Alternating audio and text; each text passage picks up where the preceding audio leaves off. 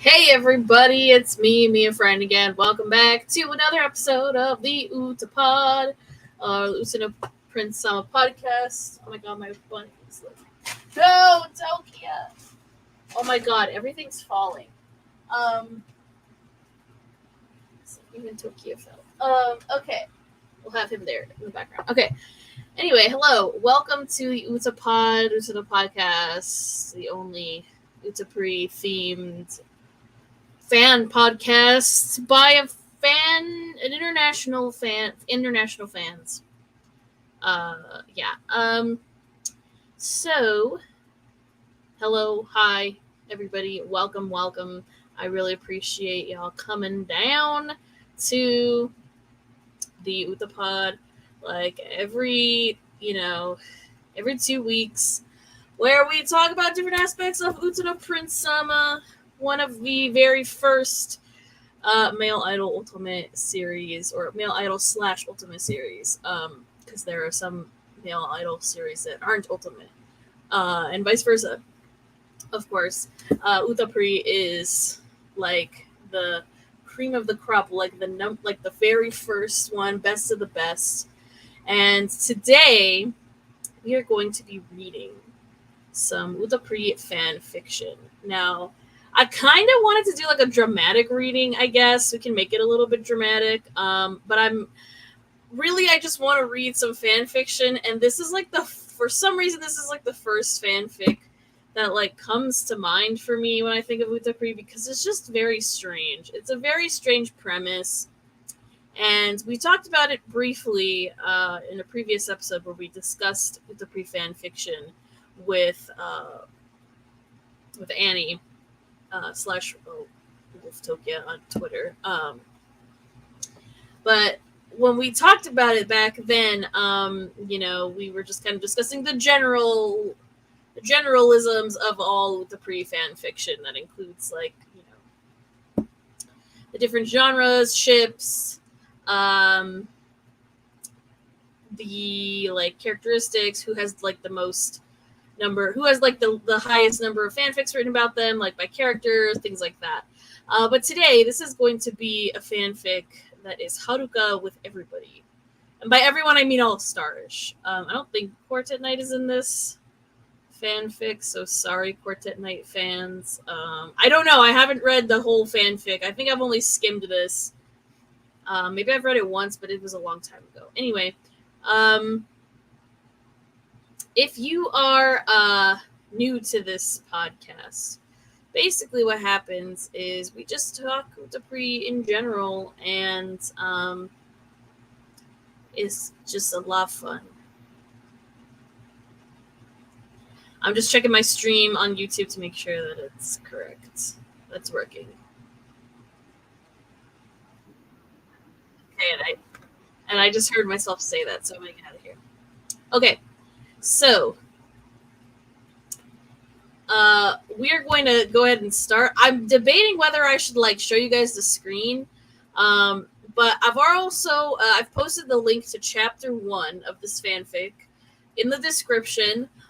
Before we start, though, I am going to say if I do give criticism, it's going to be constructive criticism. I'm not going to be mean, because I do know that this author just moved to AO3 a few years ago, so like they still write fan fiction, just not on fanfiction.net. I believe they still write on Archive of Our Own, and I don't want to discourage anybody from writing, even if you have very strange ideas, or maybe it's not like executed very well. I mean, that's how we learn and grow as writers and creators, not just content creators, but like filmmakers, playwrights, authors, poets. Any sort of like writing, you kind of like have to remember that all criticism should be constructive. If people are just criticizing your work to be mean, it's tough. There are hate channels out there and stuff, and people will just criticize and say that your stuff sucks, and that's going to happen sometimes. But when it comes to writing fan fiction and just writing in general, like as an author, I try not to be that way. especially like within like the fandom space. Now, if it's like, you know, popular author that's been dead for like 100 years, of course I can like, you know, say that I hate Mark Twain and I don't like his writing and I think it sucks and I think it's really boring. I will never read Tom Sawyer or Huckleberry Finn again. So I feel like that's like okay to say because not everyone's gonna like, oh, you know, old authors like that all that much, or like think that the classics are all that great because sometimes they're not. Like I don't like every like Shakespeare was a great playwright, but I don't like every one of his plays. I can't stand Romeo and Juliet, even though I know for a fact that that is like his most popular work. So, you know, what do I know? I'm just one person. But I feel like when it comes to like fandom spaces and the internet, I just don't want people to go and like comment mean things to this creator or like say that the story is dumb or something like that. It's just a very interesting and kind of silly premise. And, you know, again, I haven't read this in a very long time, so maybe the constructive criticism, I won't have to, give too much of that. I feel like I'm at least qualified to give some kind of constructive criticism with writing, because my undergraduate degree, I have a bachelor's degree in creative writing. So I've taken a lot of creative writing classes and poetry writing and stuff like that. I did playwriting, screenwriting. So I've done a lot of writing. I'm actually doing a lot of writing currently right now. I'm writing a new play actually, where I'm working on a play script. But anyway, other than that, I have some other ideas for fan fiction too. I'm working on some fan fiction as well. But I guess we'll just go ahead and start. So let me just make sure that everything's good. I don't think I'm going to show the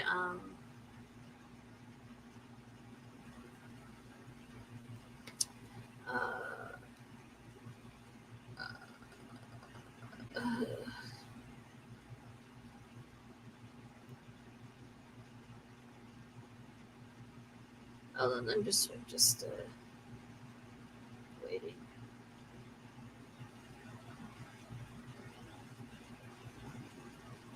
I'm just making sure that everything's working. Okay. I don't think I'm going to show the screen. I'm not going to show you like what I'm reading. But again, you can click on the link in the description if you want to start at chapter 1. And of course, you can always like, if you're watching the VOD after this goes out, of course you can, you're not watching live, you can always read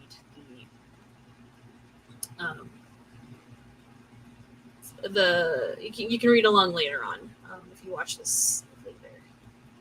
But let's go ahead and read. Either once it gets if it hits like 9 o'clock or like 9:15 and we have not finished, I'm gonna stop there because I have other things to do tonight. But if I'm able to get it done within like 2 hours, then we'll be good to go. So I'm gonna try not to like give too much commentary. Maybe just like if I have a comment, you know, here and there. But we're going to just read, and I don't believe there's anything explicit. This is like rated T. Why is this fiction T? I just want to see what the rating. What's the rating system on fanfiction.net? I don't think there's anything explicit in here. Not that I really care, but I don't know if I'm going to get like, if this would get taken down if it was like, you know, because I can't like live. Well, maybe I could live censor myself if I just don't say the words. I don't think that's going to happen. So we're just going to play it by ear. So sit back, relax, and enjoy. And we are starting with chapter 1. So this is Utapri, The Next Generation by rainediamond on fanfiction.net. And this was published on February 23rd, 2014. So almost 10 years ago. So here's the synopsis. Haruka has been with Starish for 5 years now. One day, she collapses during a concert. The guys take her to the hospital only to find out she's pregnant. But who is the dad? And what does Shining have to do with this? Plus, family secrets are revealed through Aiji Makotomi, Haruka, and everyone. Or Haruka X everyone. I don't think it's like wrong to put everyone, but you could have just put Starish, because I'm pretty sure it's just her and her with Starish. Like she has all 7 of them at the same time. Anyway, not like that. Okay, so let's read the author note real quick. Hi guys, this is my first Haruka Everyone fanfic. If you don't like the possibility of one girl ending up with 7 guys, don't read it. You have been warned. Please, no flames. Okay, so don't flame.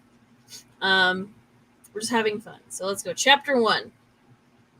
She's what? It was sunny and the perfect temperature for an open-air concert, and that's just what Starish was preparing for. They were performing tonight to announce the launch of their new album, Kono Ayan no Ai, This Eternal Love. Of course, they wouldn't be there if it weren't for their beloved composer. Haruka had been working tirelessly for months on the songs for their new album. Now it was their turn to show their appreciation for her by putting on one hell of a show. As the sky began turning a brilliant gold with the setting of the sun, Haruka joined the guys in their dressing room. There was only an hour until showtime, and the 22-year-old composer wanted to spend some time with her friends first. Okay, so she's 22 in this, which means all the guys are like her age or older, except Cecil. Maybe he's what, like 20? I guess. So like the youngest out of all of them would be like 28, I assume, is like how old he would be. Okay, continuing.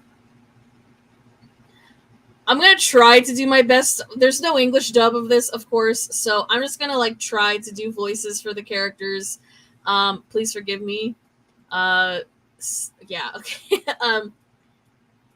What did Natsuki sound like? Oh, Haru-chan, come in, Natsuki cheered, opening the door for her.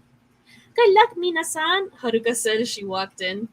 Okay, using the Japanese honorifics, I think is fine, but I don't know about Mina-san. I think you could just have put everyone. Okay, that's just my little, like, critique. Again, constructive criticism. Like, you could use the nicknames, like Haru-chan or, like, Nanami-san or anything. The honorifics for that, I think, are okay, but, like, randomly putting, like, Mina-san in there is kind of strange. I don't think most people put that in their fanfiction now, because it's kind of cringy, but yeah, anyway. Masato began. It's all thanks to you, Nanami-san. You put this group together, and you have been our amazing composer for 5 years. Without you, none of this would have been possible. Haruka blushed. But it isn't just me. If it weren't for you guys, I wouldn't have gotten to Saotome Academy, and I wouldn't be who I am now. Again, the is, like, kind of cringy. Enough of this talk, Bingo said as he passed by in the hallway. How about you guys show Haru-chan the outfits Tomo-chan and I prepared for this concert? The guys consented to do this, putting on a fashion show that made Haruka giggle. The outfits were stunning like usual, but the way the guys strutted with over-the-top sauciness made her cry from laughter. Then all the members of Starish smiled at her affectionately. Showtime in 5, an intern called as he poked his head into the dressing room. The guys were upset to be interrupted in their fun with Haruka, but they loved singing for her and their fans as well. Yeah, see, look, she says everyone here. Okay, I don't know why. All right. These are just minor criticisms. I guess you can have both if you really want to, but it's redundant. Good luck, everyone, Haruka cheered, high-fiving each of the guys on their way out of the dressing room. Enjoy, Princess Haruka, Cecil said as he kissed her hand with a flirtatious smile. Sho swatted him away. Oi, don't get too close. Oh my god. I'm so sorry. I gave him like a terrible accent. I didn't mean to do that, by the way. Oi, don't get too close, he scolded as he and the others dragged Cecil towards the stage. I bet they would do that if they dubbed Utapri. One of them would have, like, I don't know, like a Brooklyn accent or something stupid like that. Haruka waved and smiled as they rounded the corner. Now to get to my seat, she thought to herself.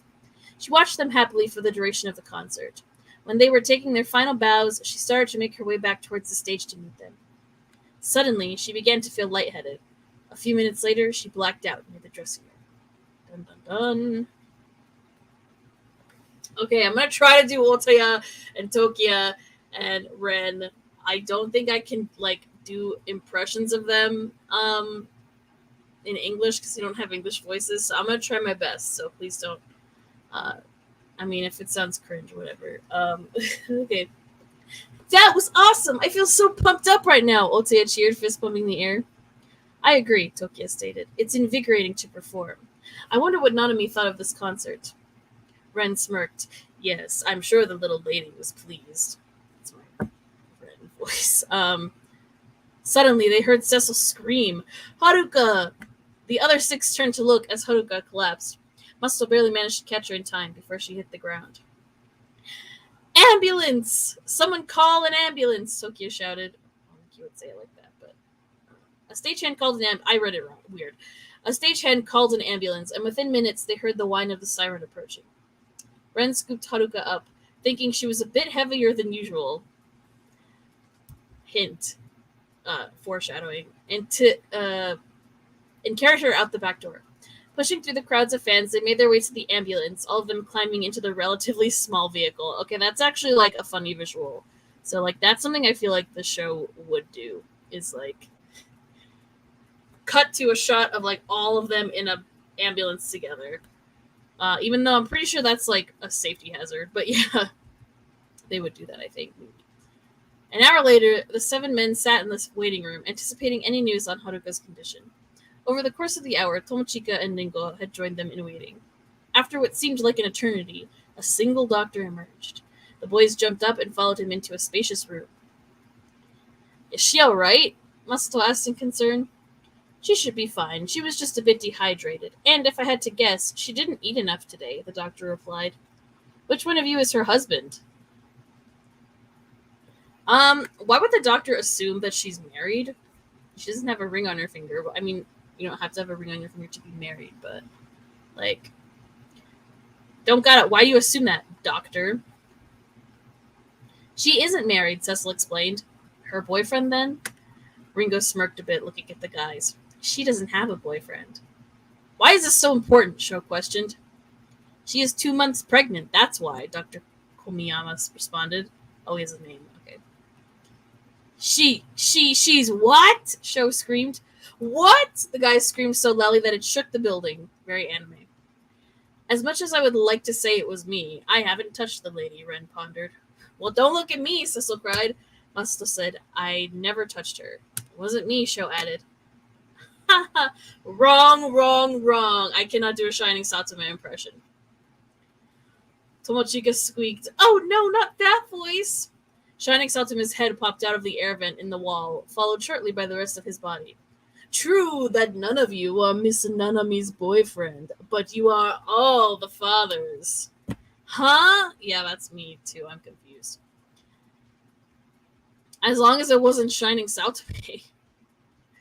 That would have been really awkward. You see, after your debut, I was determined to create the next generation of idols. Starish and Miss Nanami together can create the happy pulse that many search their whole lives for and never find. I thought that if she were to have your children, then I could create a generation of super idols. The first 3 years of agency checkups for Miss Nanami were to test her body's physical capacity. She passed with flying colors. She should be fine carrying multiple children. When she had her appendectomy last year, I had them remove some eggs to be fertilized. Then I had sperm samples collected from the 7 of you a few months ago during your checkups. During her most recent checkup, I had her impregnated by my private doctors. You are all the possible fathers. All right, that's a lot going on right there. That is quite a lot going on right there. It's a little scary, actually. I don't want. I mean, if it's for a checkup, well, I don't. Why did none of them question getting samples collected from them? That's strange. But I mean, I don't know how checkups work for stuff like this, so I might be wrong. Maybe that's like a normal thing. Okay. You did what? Everyone screamed at him. How could you do something like this? Tokia asked, barely controlling his rage. Oh my god, Tokia would be like trying to throw hands for sure. Shining ignored him and continued talking. To prepare for any inconveniences, a mansion is being prepared for your use. The no-love rule has been retracted, and the Shining Agency will pay for your cost of living.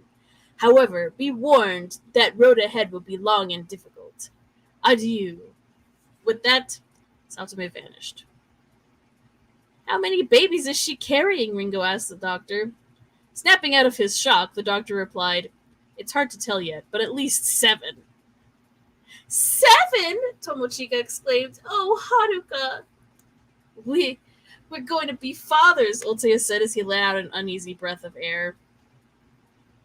Okay, that's the end of chapter 1. So far, we found out that Shining Satome orchestrated for Haruka to get pregnant or impregnated by all 7 of them at the same time.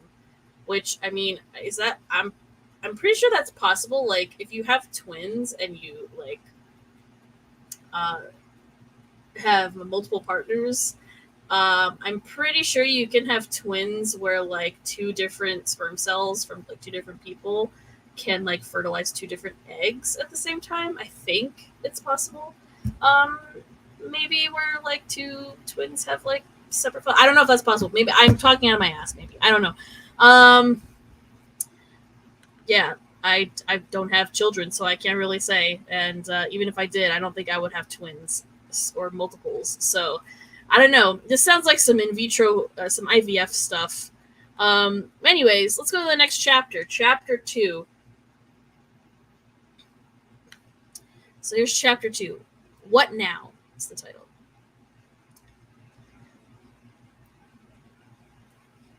Okay.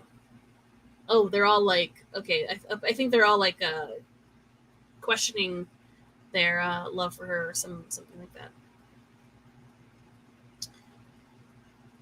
Even after Starish was formed, I still wanted to be the only one in her heart, Ren whispered. Are they all talking to themselves, I guess? I suppose.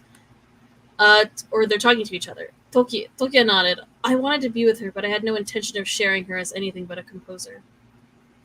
Altea looked back and forth between the two of them. I always dreamed of having a family with Nanami one day. Maybe not like this, but she needs us right now. I'm sure we all dreamed of having her to ourselves, having families with her. The guys all blushed, remembering their fantasies.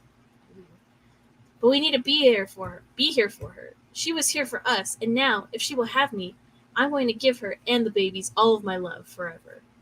Got multiple children. Her uterus, I mean, it's made that for, things like that, but like, she's gonna be in so much discomfort. I agree, Cecil began. Haruka has been there for all of us. She helped us find our passion, inspired us, saved us. She helped us grow. She brought us together and created Starish. And if I am good enough for someone like that, well, that is more than enough for me. I know none of us wanted to share her, but I know I only want to be with her, no matter what. Sho looked over at Haruka's still unconscious form, like she's still unconscious in the hospital bed, I guess. She understood my passion, and over time, I felt more and more in love. I fell more and more in love with her. If she'll have me, I want to be with her forever. Natsuki smiled at Sho and looked at the young woman carrying his child. Haru-chan is the most important person to me. She has accepted me, all of me, for who I am. Being with her every day is more than enough to make me the happiest man in the world. She gave me... Oh, this is Tokyo talking. I'm like, who the fuck's talking now? She gave me hope when I was lost. She was kind to me, even after I was cold and cruel. She liked me and my singing as Ichinose Tokia, not just Hayato. She gave me heart and love. If she will still have me, I will stay with her and love her with all of my soul eternally. Bitch, I wish Tokia would say that shit about me. Come on, man. You're one of my husbands, Tokia. Okay, anyway. Nanami-san has a shy kindness that is both endearing and inspiring. She loves everyone and wants to make everyone happy. When I first saw her, she was singing with children in a park. Seeing her inspired me to pursue my love for music. She gave me the courage to be in the musical, and she has stirred feelings deep in my heart. I am in love with her, and if I must share this angel, at least it is with my friends, and not someone like Otoriechi. Masato concluded, damn.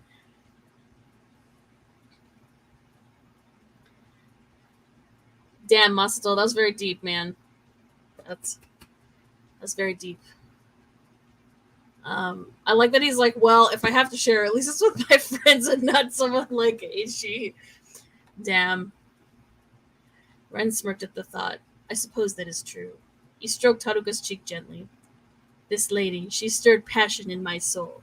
She made me love music, and when I fell in love with the music, I fell in love with the girl writing it too. Ren, you gotta be smoother than that, man.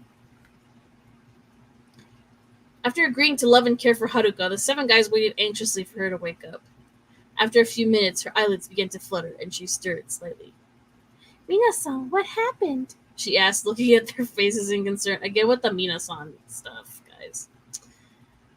That's really, like, my only constructive criticism is, like, don't put, like, the Japanese words in there or, like, the reaction noises. Like, you don't have to do that in fanfiction. Like, it's not necessary. Unless you're writing it in Japanese, I feel like. But if you're writing it in English, I don't think that's necessary. Just put, like, the colloquial term in English is fine, I think. Like, everyone, or instead of, like, put, like, huh? Or, like, what? It still comes across the same. Because, like, if you watch a show with subtitles, like, it's going to translate it to, like, the colloquial, like, reaction sounds and stuff that we do in English. So I don't think it's necessary to, like, put the Japanese reactions in there. And also it kind of makes it a little bit cringy, but that's just my personal opinion. Anyway. Haruka, you're pregnant, Tomochika replied, deciding to break the news herself. Well, at least it was another girl doing it. It was Tomo-chan. Respect. But how is that possible? I haven't slept with anyone. Okay, so she at least knows how babies are made. I mean, she's 22. I would hope that they all know how babies are made in this scenario. The boys let out an audible sigh of relief. Shining had you impregnated by all of them, Ringo announced, pointing at Starish. Oh dear, she squeaked, putting a hand on her stomach. How many are there? At least 7, Tokia answered her cautiously. What are we going to do? I don't want to be more trouble for all of you, Haruka panicked. We discussed it while you were sleeping. And if you will have us, we all want to be with you, and only you, Haruka. We all love you with all of our hearts. Cecil spoke for all of them. But where are we going to live? And oh, I have never had a baby before. Never of you guys. What if I am a terrible mother? So, I mean, it makes sense that she would question, like, oh my god, I've never had a baby before. I don't know what the hell I'm supposed to be doing, and none of you guys. But I don't know. I don't think a 22-year-old would talk like this. But it's just maybe Haruka would talk like that. I guess. I mean, if this was like me, if that happened to me when I was 22, I probably would have been like, fuck. What the fuck am I supposed to do now? Oh my god, like, what do I do? Anyway. Tokia put his hands on her shoulders to try to calm Haruka down. When she didn't stop worrying, he surprised them all by placing a brief but sweet kiss on her lips. Oh shit. They're all gonna fuck him up now. No, the other guys glared at him while Haruka finally stopped talking and looked at him. Haruka, he further surprised her by using her given name. Pardon my forcefulness, but you are a wonderful, beautiful woman. There is no other woman on this planet with whom I would want to be with. I am positive that you will make a fantastic mother, so relax. You are startling the baby. She's 2 months pregnant. I don't think that's how it works. Like, it's all right. I mean, again, I don't know. I've never had children before, so I don't know if, like, do you even feel anything at 2 months? I'm not going to Google it. But if you know in the comments, let me know, because I have no idea what it feels like to be with child yet. So I can't really say, but I'm pretty sure at, like, 2 months, like, you don't really feel anything down there. Because it's just, like, still developing, I think. Like, I don't think it's, yeah, anyways. How does he know that? Anyway. Oh, that was the only sound that escaped her lips as she nodded at his words. Natsuki said, Shining is having a mansion built for us now. He is paying for everything, and he has removed the no-love rule for all of us. I believe that is a good place to start, Masato interjected. I am going to be strong, she began. She took a deep breath. I love all of you so much. You have all helped me find myself and become stronger. I didn't plan on this, but I love you guys, and I will love our babies too. What if my mom comes in here and, like, hears me reading this fanfic as a grown woman at 29 years old. So probably like, what are you doing? Anyway, I'll go. Okay, let's not worry about that. Let's finish chapter 2. She smiled shyly at the 7 men who had changed her life, and her best friends, Tomo-chan and Tsukimiya-sensei. She could, no, she would get through this. After all, she had the love of 7 wonderful men and the support of her friends. Then a thought struck her. What am I going to tell my family? Okay, here's an author's note. Chapter 2 finished. The next chapter will introduce Haruka's nameless parents and her grandmother. Then the guys will call their parents. That can only result in a mess. Read on to find out. Stay tuned until next time, and thanks for reading. Okay, you're welcome. Let's go to the next chapter. Chapter 3. Alright, chapter 3. I hope everyone watching is enjoying this so far, because I am having fun reading this. I'm having tons of fun reading this. Okay. Chapter 3. Meet the Nanami family. Alright, well, we'll see you then. Hi! Oh my god. Again, with the random Japanese words in here. They wrote hi, like, yes. Again, it's not necessary. But, it was written in 2014. And I don't know how old this author was when they wrote it, so, they can only be probably, like, I don't know, a teenager, maybe? Early 20s at the oldest, I would assume. Your writing does improve as you grow older, for sure. I love you too. Bye! Haruka put the silver phone back in its cradle on the cold granite countertop. She turned to face Starish, drawing a deep breath. So, I told Oba-chan that we would like to visit her this weekend. She said that it was a wonderful idea, and she is preparing the guest room as we speak. Your grandma's gonna let all 8 of you sleep in the same room? Okay. She's a cool grandma. I don't think either of my grandmas would have wanted me to sleep in the same room as 7 guys. I don't know. Anyway, the guys had various emotions at the news. Altea looked excited to see Haruka's grandmother again, completely forgetting that she might not take the news well. Cecil was ecstatic at the thought of meeting the wonderful lady who had raised his beloved Haruka. Tokyo was contemplative, worried about the possibility of a negative reaction and what to do in case of such an event. Shao wore a blank expression, but his mind was in a turmoil, trying to figure out how to explain their situation to anyone and not sound like he needed to be admitted to a psych ward. That was a very long sentence. Natsuki was thinking about the countryside. He grew up on a small farm when he was a child, so he was excited to see the rolling pastures and open air he missed in the city. Masato was practicing his calligraphy, but his shaking hand betrayed his internal state. Ren just smirked at the rest of them, deciding to make the most of their distracted states. Good plan. He placed his hand under Haruka's chin and brought her in for a passionate kiss. Bitch, I wish that were me. Haruka squeaked in surprise, but she soon lost herself in the kiss, letting out a slight moan when his tongue brushed her lips. Oh shit. He going for it. Okay, that's enough, Cecil declared as he pulled Ren away from their princess. Don't worry, lady. I'm sure we'll get to continue later, he said with a seductive wink. Haruka turned 10 shades of scarlet at his statement. 3 days later, when Friday finally rolled around, the guys woke up to find Haruka, pale and sweaty, leaning against the side of the toilet. Oh god, she's having morning sickness. She was panting slightly, her eyes closed as a pained expression furrowed her brows and twisted the hearts of the men.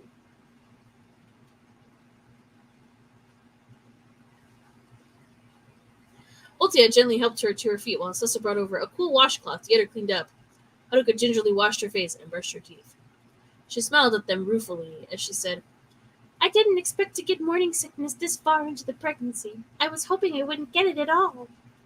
I'm pretty sure, on average, most women get it. I think. I think it's a rare instance when you don't, but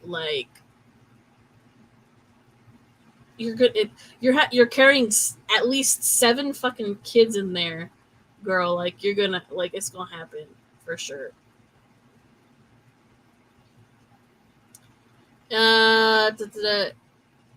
It's all right, Haruka, Tokia said sweetly. You are doing wonderfully, and we are all here for you. Here, he said. Look at how well the babies are doing. Haruka smiled at the sonogram pictures they had gotten 2 weeks ago when they found out. Oh, shit. Hold on, guys. Okay. Sorry. They had gotten 2 weeks ago when they found out they were going to be parents. Since then, Haruka had been trying to adjust to the pregnancy. She wore looser clothing so people who didn't know wouldn't get suspicious, and because it made her feel less restricted. She was trying to become more casual with the guys, addressing them by their given names, and them her. Whenever she was having a hard time with the pregnancy and all of its circumstances, she would look at the sonogram to cheer herself up. The babies and their fathers were her source of strength.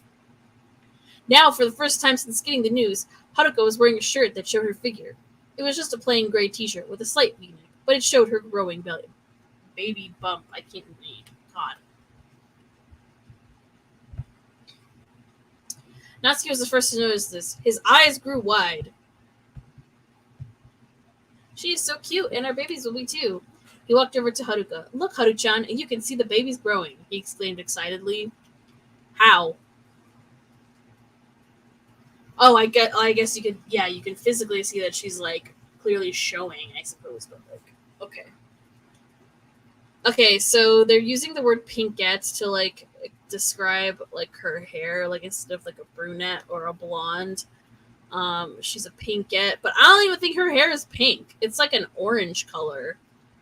Or, like a grapefruit color. Yeah, I don't know how I would describe her hair color. I don't think it's more like a grapefruit color to me. But anyway, the pinkette looked down over her slightly larger breasts. Oh, okay. Yeah, that happens too. I know that for sure. And saw that you could indeed see she was pregnant. She placed one hand on the protruding bump under her shirt. Okay.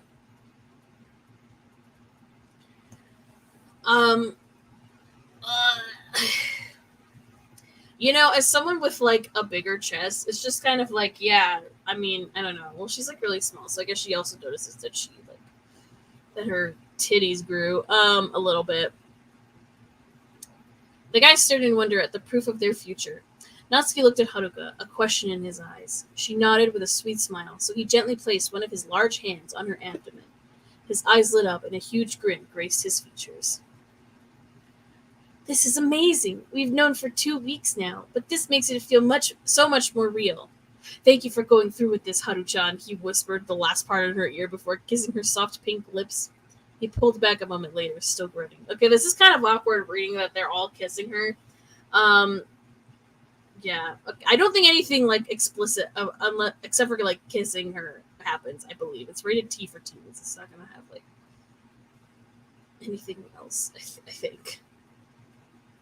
Masato cleared his throat, uncomfortable because of the kiss. Okay, like, this is the thing of, like, having her be with everyone. It doesn't make any sense that, like, well, I guess in a perfect world they would not be jealous of each other. So, okay, this is, like, very, I guess, true to life. I mean, have you seen Sister Wives? They get jealous of each other all the time. Or they used to before they all left. So yeah, this is an aspect. I feel like the jealousy aspect of something like this is doable. Definitely, it's definitely interesting, especially if it's like, especially if you turn it into like a polyamorous relationship. I don't believe this is like a true poly relationship though, because they're all just sharing her. Like, it's more like a brother husbands kind of scenario. You know, like like, it's not polygamy, it's polyandry is, I think, the female with multiple husbands term, because polygamy is a man with multiple wives, I believe.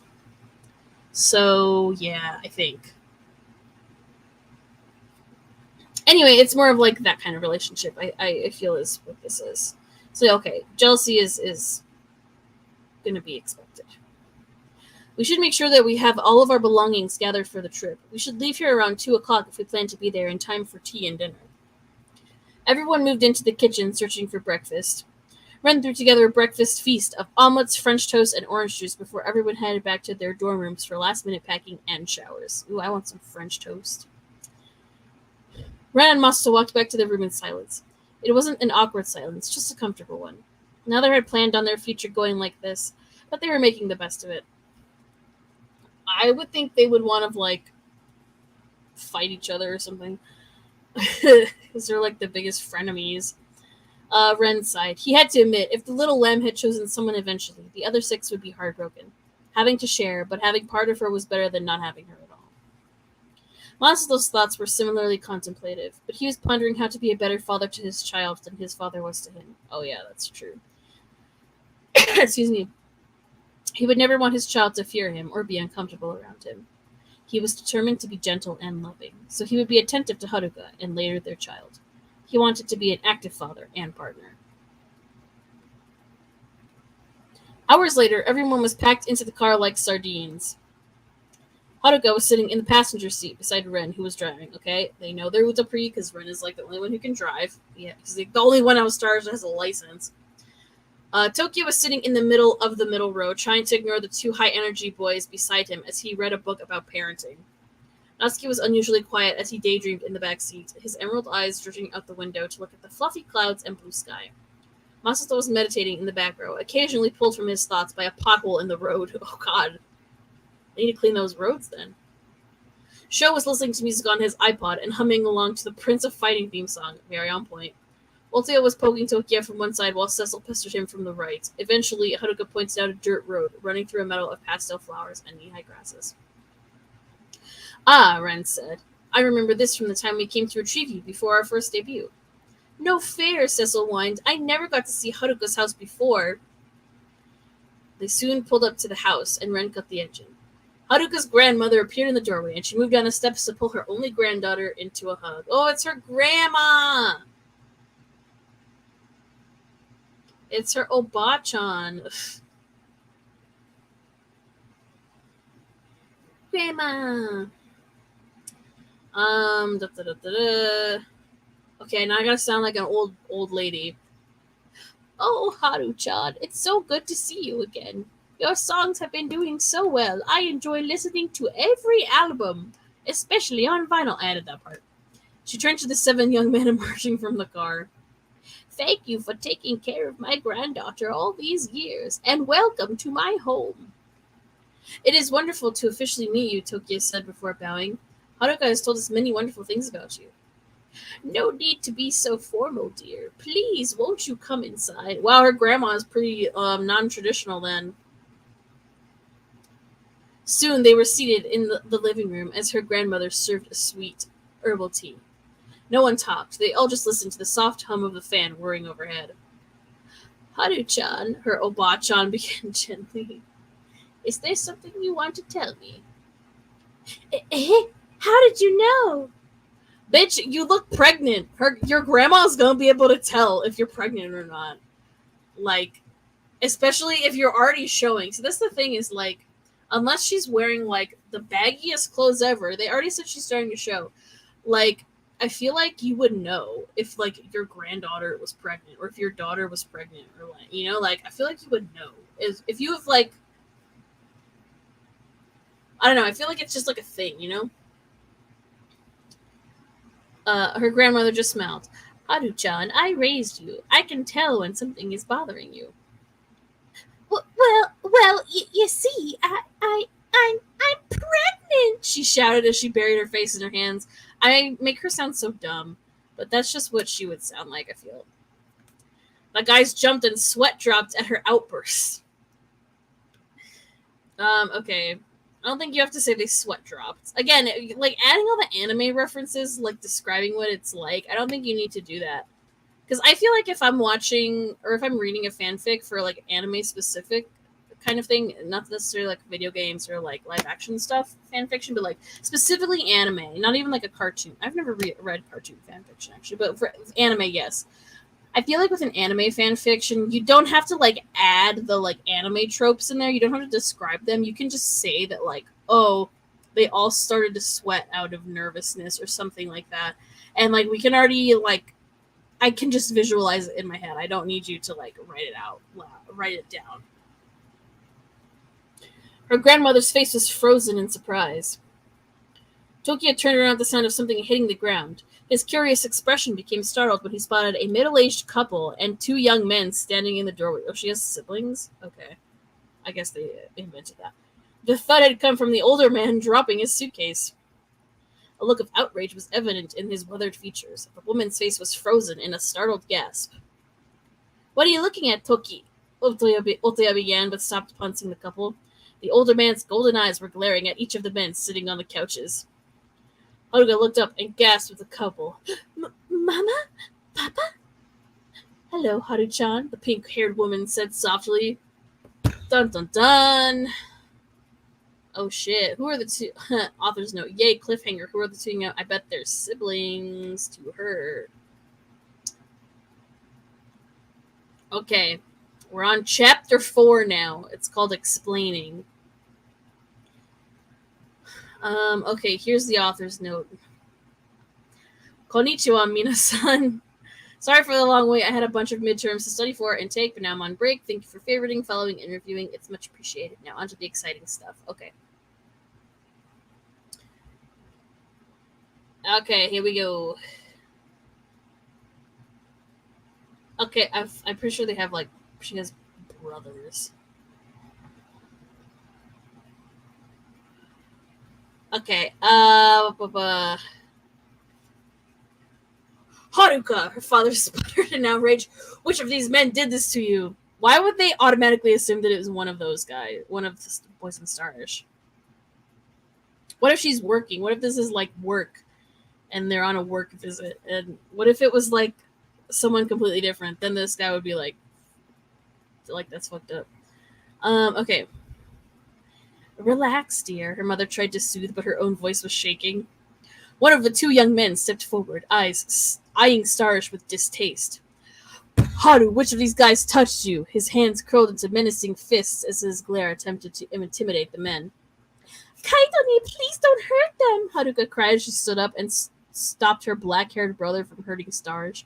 I would think that if she had siblings, like, they'd have weird colored hair like her. Like grapefruit colored hair, or like, I don't know, green or something. Just because. The guys refused to let Haruka stand up for them, so the 7 encircled her, protecting their princess from harm. Oh, it turned into like the power of friendship. Tokia leveled his lapis lazuli eyes with Kaito's icy orbs as he spoke calmly. Okay. I talked about this in the previous fanfiction episode, where it's like a pet peeve of mine, specifically with fanfiction. Excuse me, I have only encountered this in fanfiction. When people use the word orbs to, like, when they mean, like, someone's eyes,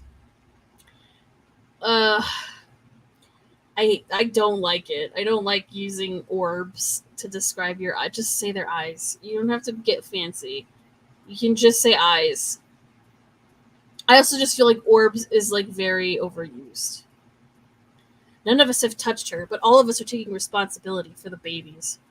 Haruka's mother squealed, "Babies? Plural? Oh, Haru-chan, how many are there? What are you going to name them? Oh, this is so exciting."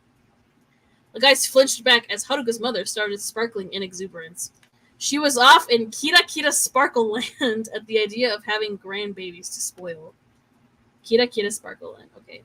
Her blue eyes glazed over as she began daydreaming. So yeah, see, that is more of a better description of, like, something in anime that would happen without saying it's like without describing it in an anime way, I guess.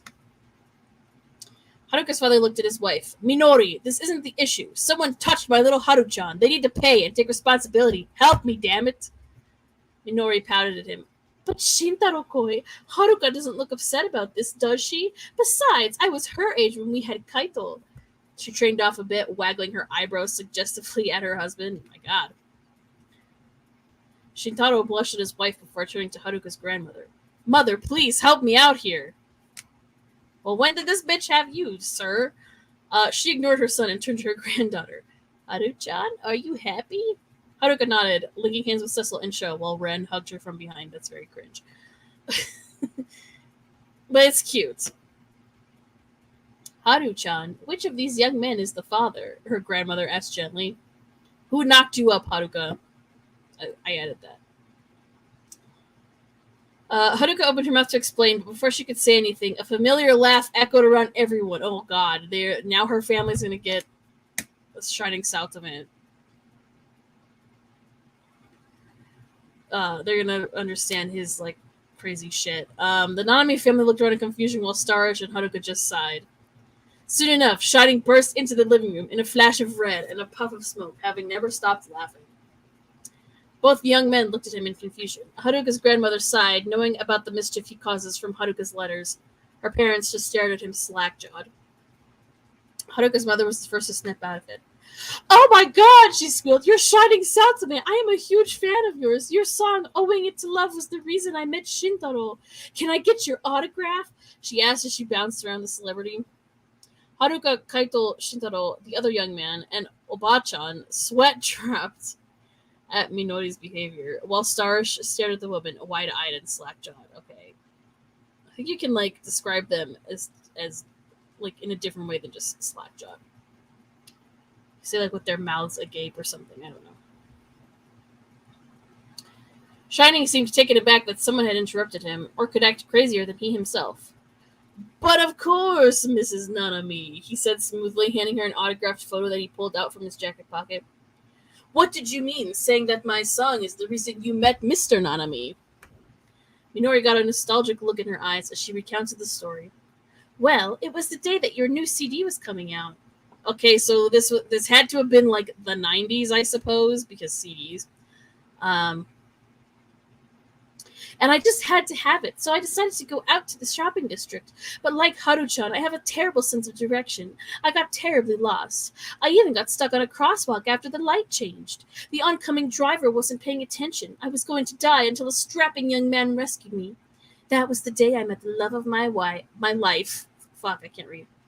She turned lovey-dovey eyes to her husband. We were married in the next month, and then Kaito was born the following year. Without your song, I never would have gone out that day, and if I hadn't gone out, I wouldn't have met my knight in shining armor. Okay, that's a cute backstory. I like that.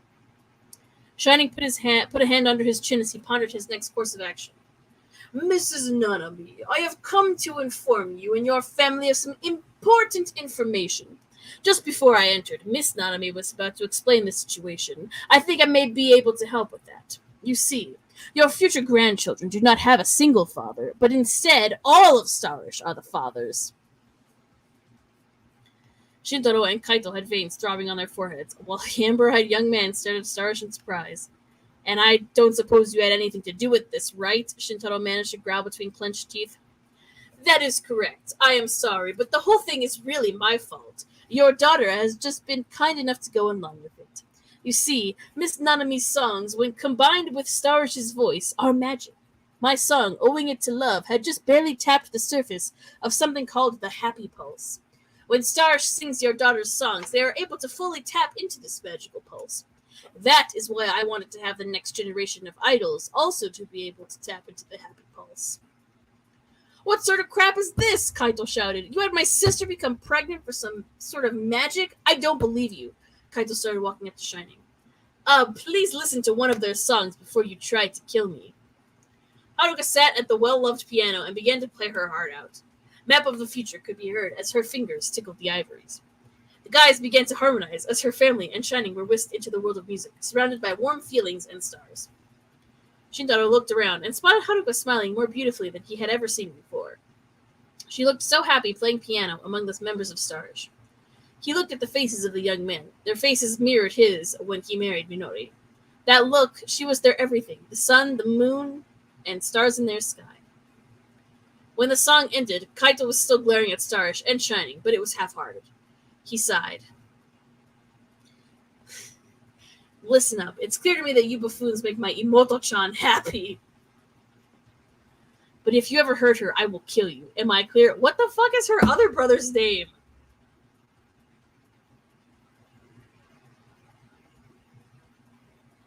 Or is that not her brother? Does she have a different... Is this another guy? Who the fuck is this? I don't remember this shit.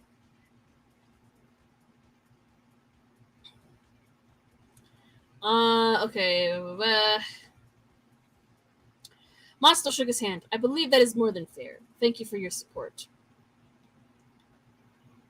Shintaro sighed in defeat. He refused to look at stars.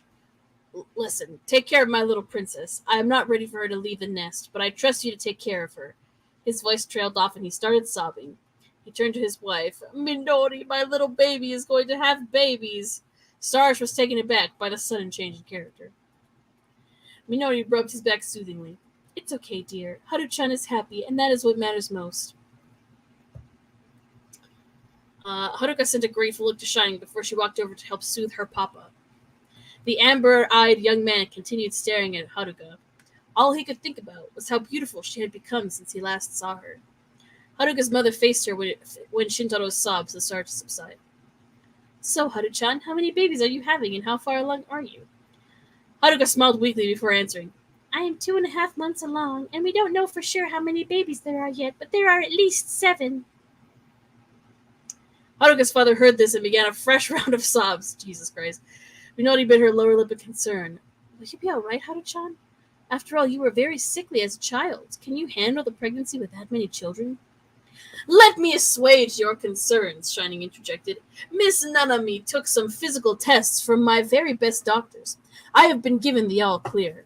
You have? What do you mean? Her? She has? She's the one carrying the kids. Her body will be perfectly capable of carrying the babies, and she will be able to have other children later in life if she chooses to. Yeah, she's going to have like 1 million kids. Minori and Oba-chan sighed in relief. The two young men let out breaths they didn't know they had been holding. The amber-eyed young man, who had remained mostly unnoticed throughout the discussion, suddenly walked up to Haruka and pulled her into a tight hug. He closed his golden eyes as he buried his nose in her pink hair, inhaling the scent of raspberries. His long purple hair fanned around them at the movement. Again, another anime description. Stars drew in a collective gasp as they leaped to their feet. Haruka looked at the young man, smiled, and opened her mouth. Hello. Oh shit, that's where it ends. Okay, that's chapter 4. Let's go to chapter 5.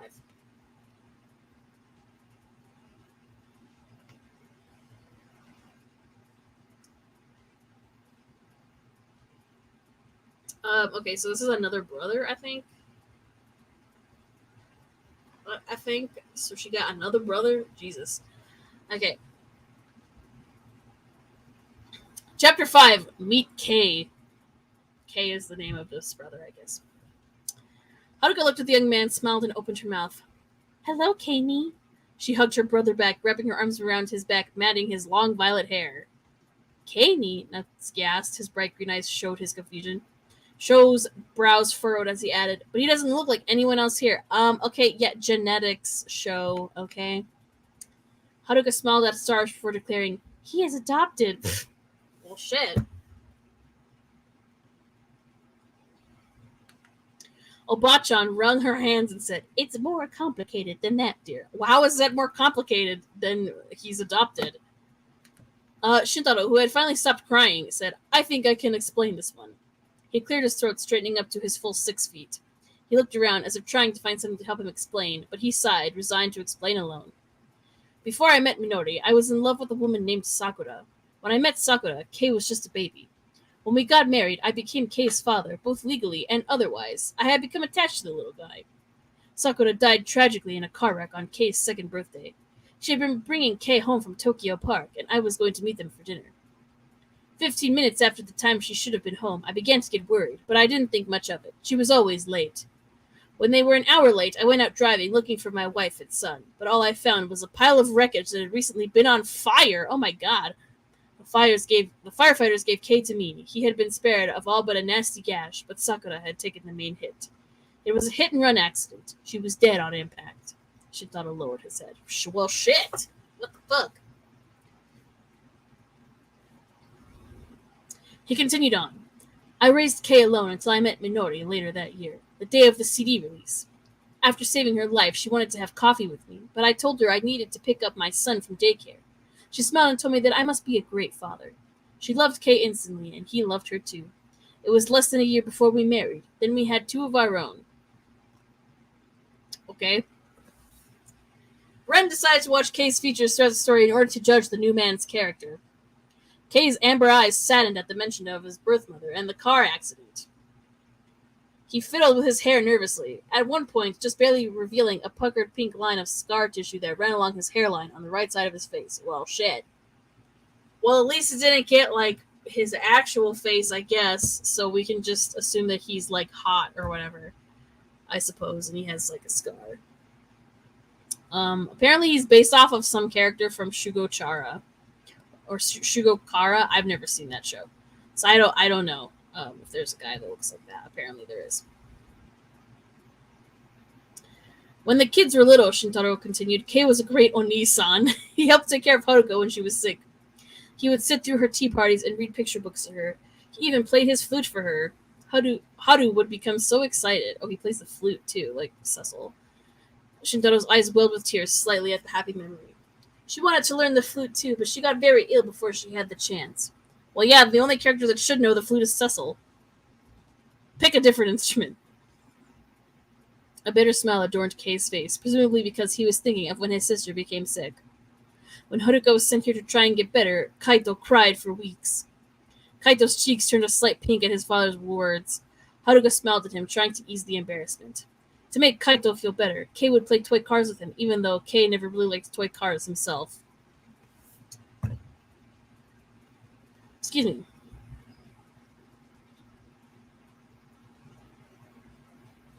Minori and Obachan smiled peacefully, their eyes closed as they remembered the past. Ren noticed Kei blush a little at the mention of Haruka, so he decided to further scrutinize this man. Oh my god, why are you making Ren, like, the biggest tease? Okay. And, like, kind of a dick. Haruka was now sitting down with Ren to her left, so he decided to wrap his right arm around her shoulders. Watching the dark flash in Kei's eyes. Feigning innocence, Ren gently placed a hand on Haruka's stomach, pretended to be surprised by something, and placed a gentle kiss on Haruka's cheek. Well, shit, bitch. She turned a light pink at Ren's kiss, but Ren was focused on the look on Kei's face.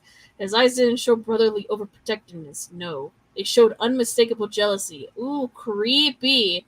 He also barely held back what Ren thought would have been a territorial growl.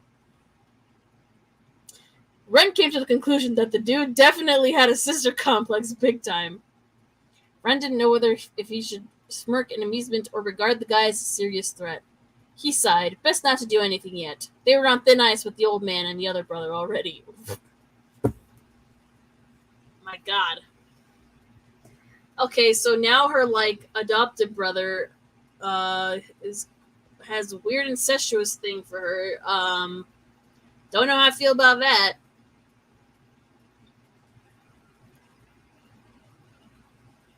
Okay, after a relatively peaceful dinner where no one was killed, Obachan showed everyone to their rooms. Like usual, they would be sharing. Without even speaking, the boys split off into their usual roommate pairings. Tokia and Ultia disappeared into the first room, setting their bags beside the sleeping mats. Ren and Masato went next into the middle room. It was a little bit tighter than the first room, but it would work just fine for the night. The last room was the largest, but not by a lot. There were 3 mats laid out here, so Cecil joined Natsuki and Sho. Haruka disappeared by herself into a room across the hall from the last room.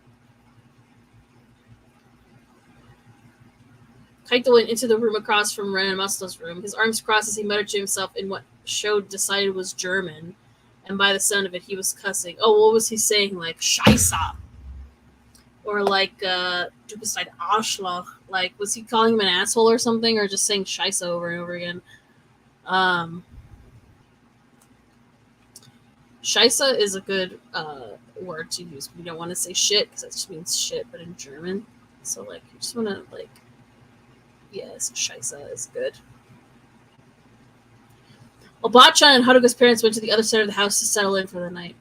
Kei's room was across from Tokia and Ultia's, but instead of retiring to bed, he disappeared outside to clear his head. Oh, shit. Kei sat on the edge of the porch, resting his head on his hand, releasing an aggravated sigh. The early spring wind playfully tugged at his long hair and nipped at his fair skin.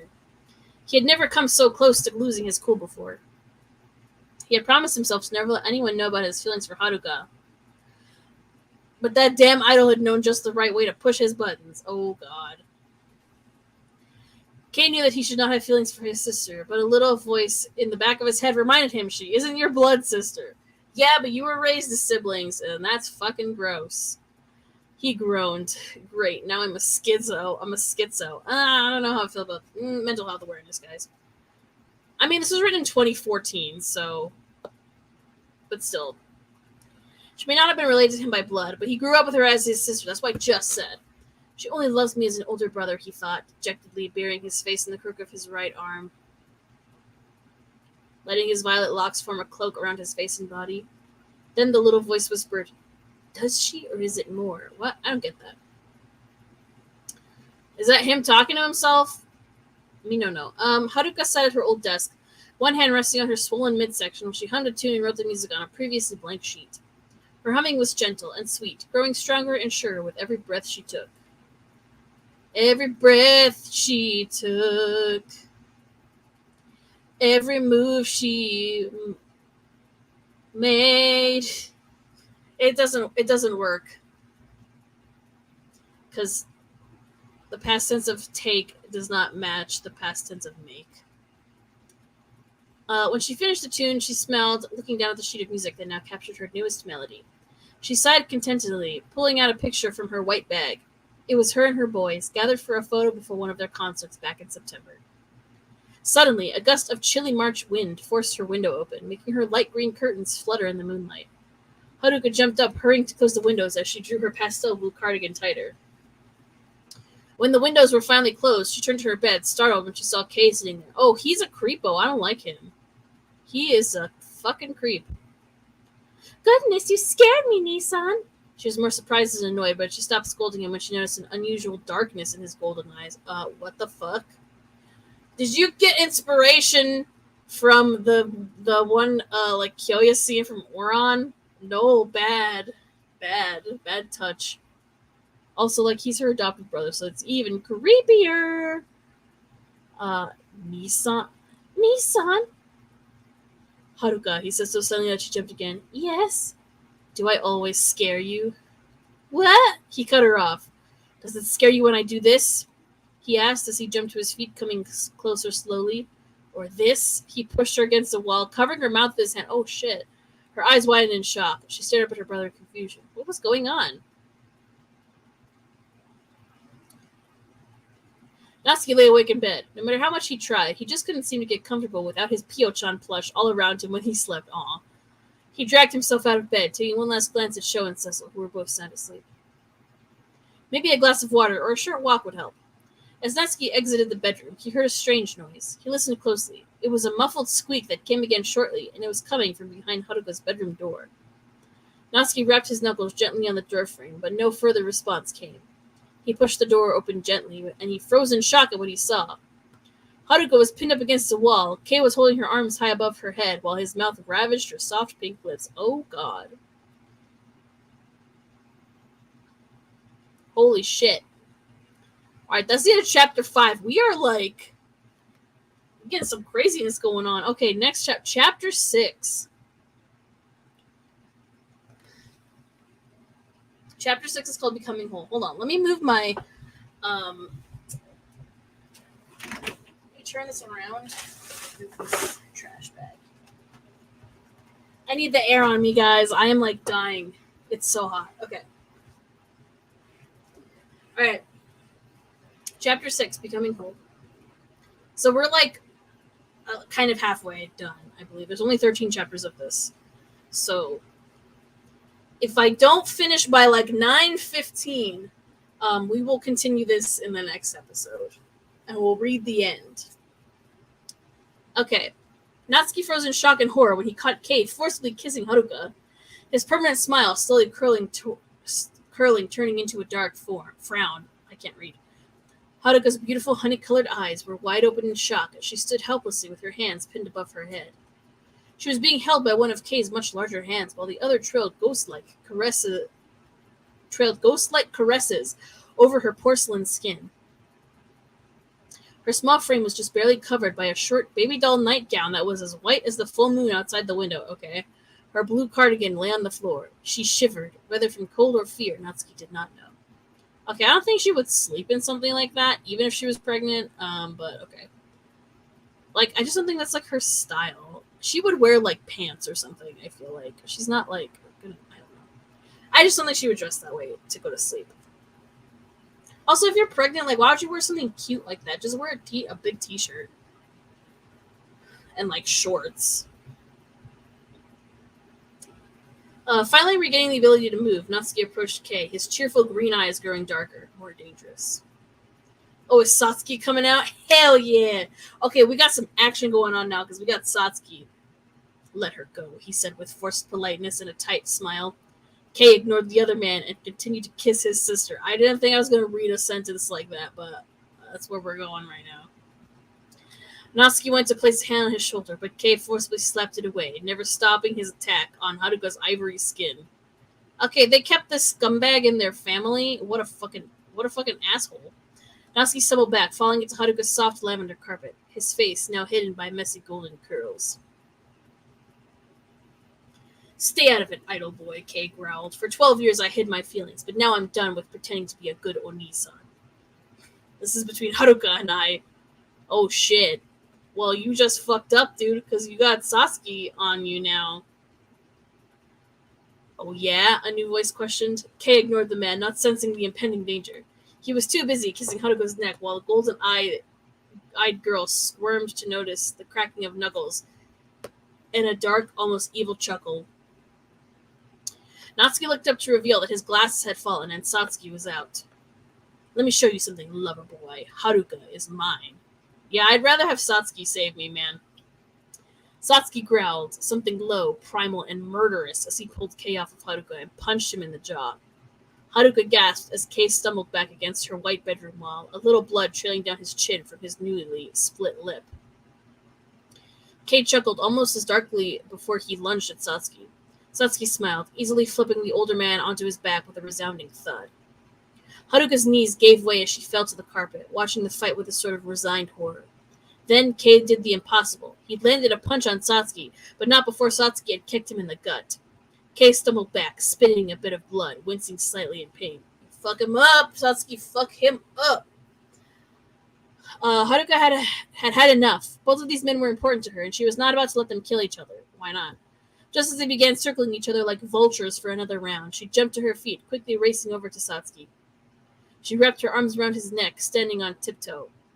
Please stop, she begged, her amber orbs searching his emerald ones. Oh, guys, there you go again. There's the orbs. Okay. Satsuki looked down at the girl he loved in confusion. Wouldn't it be like 8 guys then if we're including Satsuki? But okay. You wanted him to kiss you? His voice held confusion. He slowly lowered his raised fists. Excuse me. Wrapping Haruka in the safety of his arms, still sending murderous glares at Kei. Kei was doubled over, coughing blood as he gave a morose smile. It was then... Oh, now everyone's awake. It was then that the rest of Starch and Haruka's family decided to poke their heads into Haruka's room, having been awakened by the noise from the fight. Ren, Tokia, and Cecil were shirtless, showing their toned bodies. Again, as much as I love Tokia, he would not sleep with a shirt off.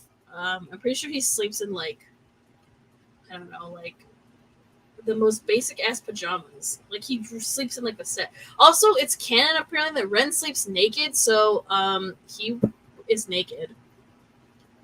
Cecil makes sense. But yeah,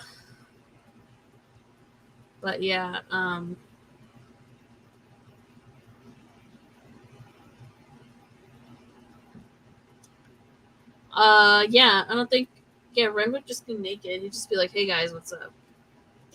And then everyone would be like, oh my god, he's naked. Maybe not. I don't know. But yeah, I don't think Tokia would sleep with his shirt off. Unless, well, in the episode when he's sick, he does, but I'm pretty sure he sleeps that way because he's sick. It's hot. And he has a fever. They were shirtless, showing their toned bodies, but Haruka would get to admire those later. All of their hair was ruffled, and their clothes were wrinkled from sleep. Minori's hair was in a messy pink braid that looked like it had been through a hurricane, and Shintaro and Kaito's spiky black hair stuck up at odd angles. Everyone standing in the doorway was extremely confused as they took in Kei's bloodied face and Sasuke with his arms wrapped around a still shaking Haruka. Satsuki! Sho exclaimed, worried about what the unstoppable force had done or would do. No! She shook her head violently. Pink stands? Oh, I think that means strands. Pink strands whipping her cheeks. I love Kei, but not the way I love you and the others. But please, he is still my brother. I don't want you guys to hurt each other. She buried her head against Satsuki's chest, gripping his green t-shirt in her fists as tears slid down her cheeks. Kei laughed humorously. He had been right. She didn't love him that way. How could he be so stupid? He had really blown it. Now he couldn't even show his face to Haruka. Standing with a grimace, he pushed past the crowd standing in the doorway, and he walked out the front door, disappearing into the night before anyone could stop him. Okay, I guess he's just leaving, I guess.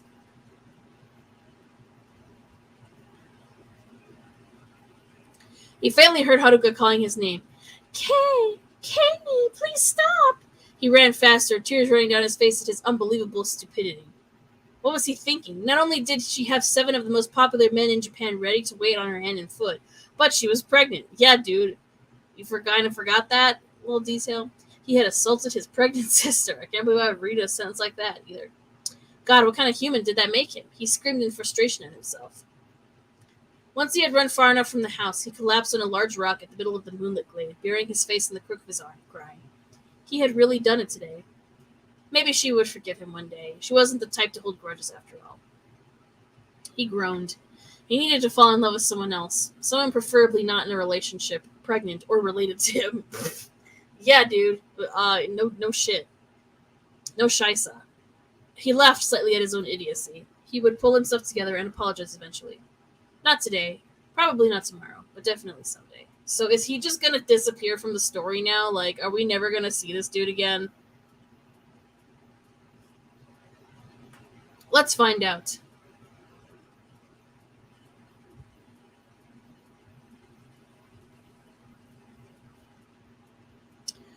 Haruka ran out of the bedroom chasing after her brother, but she was not fast enough to catch the former track runner. Oh, of course, he's a track runner. She cried, falling to her knees again. She really did love Kei, but she had could never think of him as anything but her older brother. Althea sat to her right, placed a comforting hand on her shoulder as she cried with her face in her hands. Cecil sat to her left, gently rubbing her back when the sobs subsided into hiccups.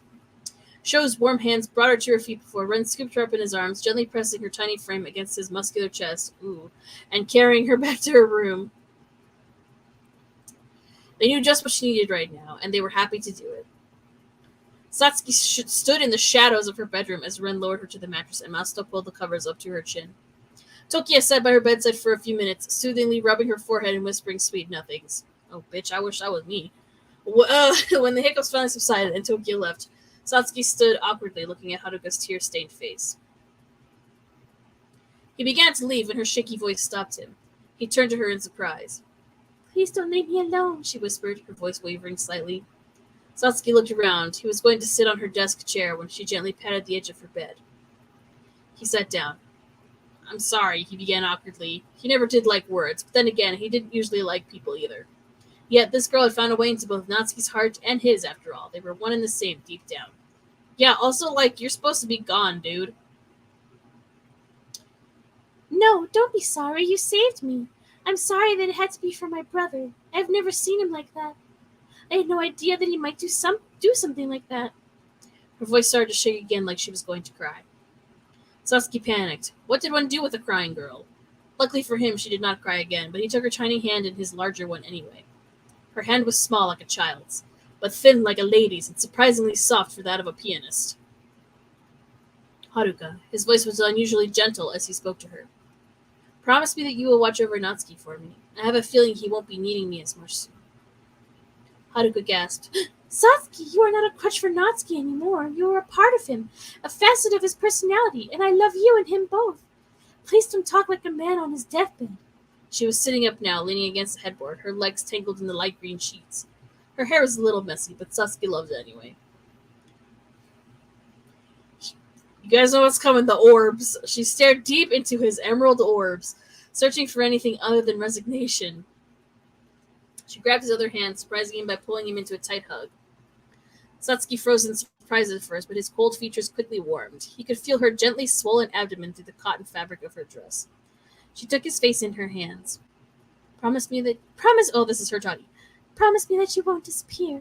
Natsuki is stronger now, but both of you are my knights in shining armor. Whether it be Pyo-chan armor or otherwise, I don't want to lose anyone else tonight. He looked into her honeycomb eyes. See, you could just say eyes. Feeling guilty. He looked down with her hands still on his cheeks. She suddenly brought his face up and kissed him on the lips. He nearly jumped, extremely startled by her actions.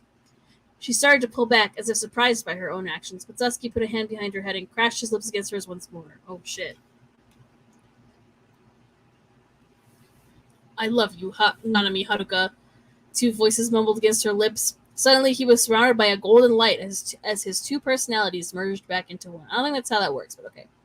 After years of despair and heartbreak caused by that woman, Natsuki had fallen in love again, and Satsuki fell for Haruka too. The two broken halves of his soul became one as he looked at Haruka passionately. Thank you for accepting all of me. Thank you for making me whole again, he whispered lovingly, crying in relief. He had finally been freed from his curse and his pain. Natsuki looked at her with new eyes that showed his adoration and his passion simultaneously. I love you, Haru-chan. Haruka pulled him into another hug, and he kissed her once more, grateful to his little fairy, his Haru-chan. Alright, that's the end of chapter 6. Interesting developments. Okay, so her adopted brother, just, like, almost SA'd her, so, like, that was not cool. And then,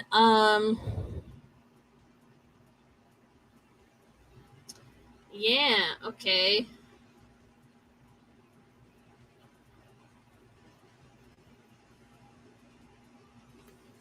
Alright, let's do chapter 7. So after this chapter, we have 6 chapters left.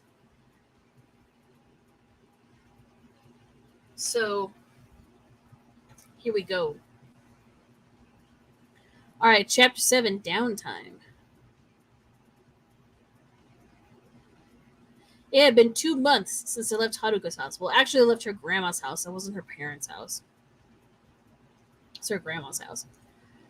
The morning after Kay left had been awkward, spent in almost absolute silence from the time everyone awoke until they got back to the Master Course dorms. Once they were home, everyone had disappeared into their rooms, lost to their thoughts.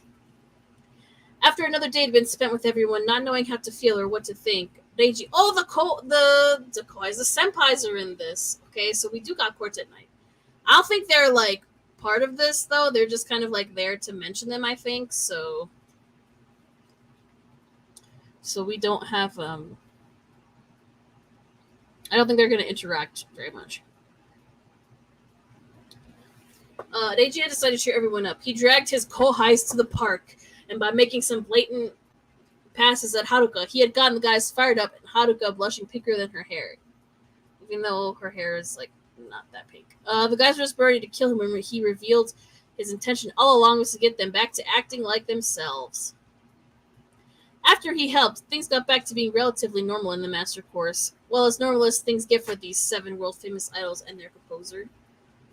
The guys immersed themselves in work and taking care of Haruka's newfound cravings. Oh yeah, she's gonna have weird cravings because she's preggo. Like the spaghetti sauce. Tokyo couldn't understand it. Most women wanted sugar or meat, but Haruka was craving weird things like pasta primavera or a hamburger. Basically anything that was hard to find in Japan. I don't think hamburgers are hard to find in Japan. Also, like, Italian cuisine is, like, one of the easiest ones to, like, recreate, I think, for a lot of, like, non-Italian countries. Like, I'm pretty sure there's a lot of Italian places in Japan, too, so I don't think that's quite true. Let me fix this. I gotta get comfortable, guys. Ugh. My chair is not being cooperative. Okay. Okay, there we go. Let me see. Is this better? Alright, yeah, that's better. But the guys helped regardless. Ren would cook for her when he could, and Tokia would take care of her cravings otherwise. This often entailed many late night or early morning trips to the convenience store in disguise. Poor Tokia, man. Cecil spent his days telling her belly the stories of the great kings of Agnopolis and the battles they fought. He told them like bedtime stories, and Haruka would find herself immersed in them as well, her honey-colored eyes widening as his words enthralled her. His teal eyes would sparkle, and his hands gesticulated despite the audience not being able to see them. One day, a letter had come in the mail for him, but he had tossed it aside without opening the royal seal. He wasn't ready to deal with his parents yet. Oh, shit. Ultimate would play guitar and sing to the babies. He said that he wanted to make sure they would love music as much as their parents. Masato was still having trouble loosening up around Haruka. Sometimes his blushes put hers to shame. However, one night, he finally, truly mastered the art of embracing. Okay. Let's just say that the others were impressed, and some sake was passed around in celebration. Now that 2 months had passed, 2 months passed, okay. So she's, 5.5 months now, I guess? The incident with Kay was mostly forgotten by the guys, and Haruka had already forgiven him in her heart. She would just have to tell him that in person next time she saw him. Sho had landed another acting job with Hyuga-sensei, so he was gone more often than the others. He felt guilty not being there to take care of Haruka, but at night he would curl up with his head on her lap, and she would encourage him to keep working toward his dream as her fingers played with his soft blonde locks. The guys had written the lyrics to the new song she had composed while at her childhood home. It was called Dream of the Shining Future, and it was dedicated to their babies. Shining decided... Oh god, I have to put my other leg up. Shining decided that they would debut the song once the babies had been born by holding another concert. For the first time since they returned from the trip to Haruka's, all of Stars was gathered with Haruka in the living room. Her belly was quickly growing larger, but that was to be expected since they were going to be having at least 7 babies. Now that she was 5 months in, her stomach was the size of a beach ball. She had started to feel self-conscious, but her lovers were always there to remind her how beautiful she was in their eyes. But the June heat did nothing to ease her discomfort, so she spent most of her time inside now, enjoying the cool air. Yeah, I mean, that makes sense. They were sprawled out around the living room, chatting about work and the babies. Sho's movie shoot was finally over, and he was excited to spend more time with Haruka. Suddenly, Haruka's stomach started to growl, making the boys laugh, and Haruka blush in embarrassment. So, lady, what would you like for lunch today? Ren inquired with a laugh. Haruka thought for a minute before her face lit up. I would like to have pizza today, if you would. Okay, well, at least it won't be expensive as fuck if he's gonna make it. Japanese pizza is expensive, apparently. Like, it's very expensive to, order, Domino's. One pizza costs, $40 or something. One pizza, apparently. That's fucking crazy. Of course, my lady, Ren said with a flourish and made his dark, golden locks form a curtain around his face briefly before he disappeared into the kitchen. His hair isn't golden, though. His hair is, it's just orange. He just has orange hair. It's orange. Orange. Ultaya rubbed Haruka's stomach gently while Cecil recounted the tale of King Amir of Agnopolis.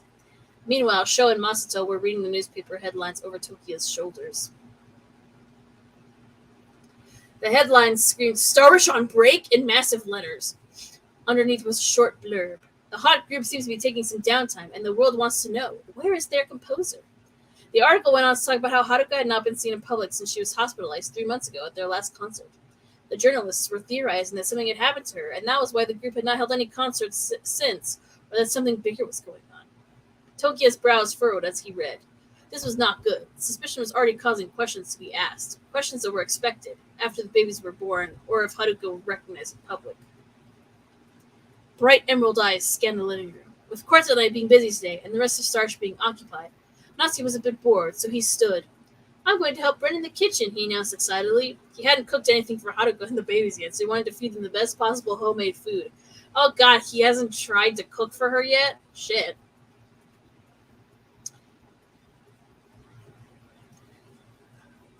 But instead, everyone looked up and simultaneously shouted, "No!" He looked down at his friends and lover in confusion, green eyes widening innocently. Why not? I wanted to try out my new Pio-chan spatula. Sure enough, he held up a pink spatula with a Pio-chan figure on the top of the handle.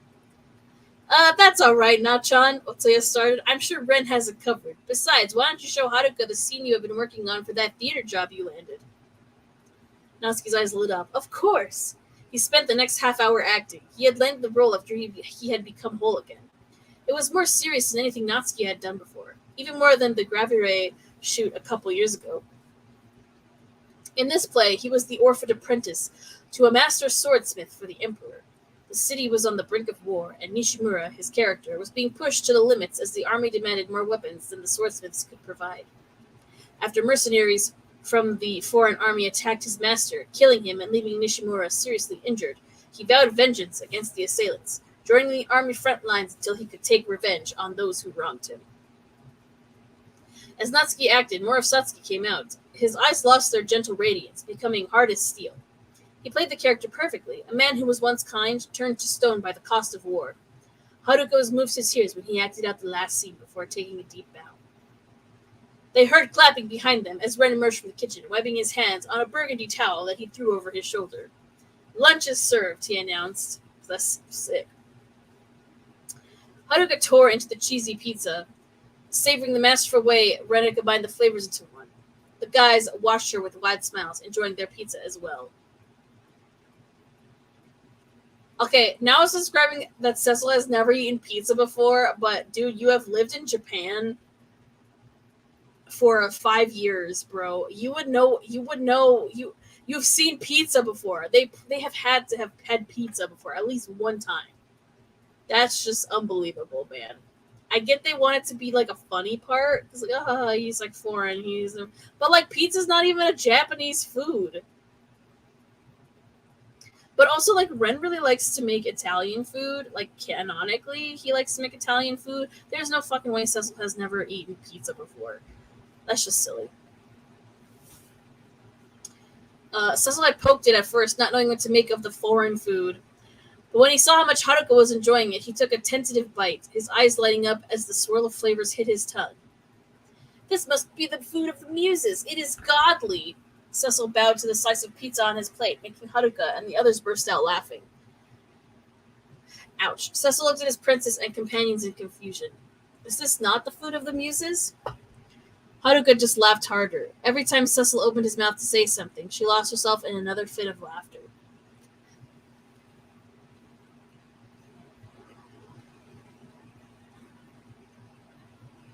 When she finally stopped giggling, she rubbed tears of laughter out of her eyes. Gomen, Cecil! Oh my god. But I have never heard pizza described that way before. It isn't a Japanese dish. I think it's a more Western food. Farther west than Agna. You think? You should know, Haruka. Cecil looked embarrassed as he continued nibbling on his slice of pizza. Even Tokia had laughed at him, so he must have done something very silly by Japanese standards. Soon Cecil was pulled from his mortification as Shining's laughter echoed around the spacious room. They didn't react this time, they just sat waiting for him to show himself. When he appeared out of thin air ready to take a bow, the boys and Haruka didn't react, they just kept eating their pizza and doing other things. He looked down at them in confusion. Damn, he needed to get more creative. They weren't surprised anymore. That was not me reacting, that's what this person wrote. Putting that aside, Shining lowered his arms back to his sides and cleared his throat. Big news, he announced in his usual booming voice. He finally got everyone's attention. Tokia even closed his new book on parenting with a reluctant sigh. Yesterday, your mansion was finished being constructed. As I speak, movers are gathering your belongings and escorting them to your new place of residence. It will be done being painted and decorated in 2 weeks' time, he paused. So I am sending you on vacation for the time being. You will be staying at my private villa in Fiji. There is a bus waiting outside to take you to my private jet. Anything you may need is waiting for you at the villa already. He gave a flourish that read, You may clap now. Fiji, sweet! Ultia cheered. His ruby eyes grew as wide as saucers in excitement.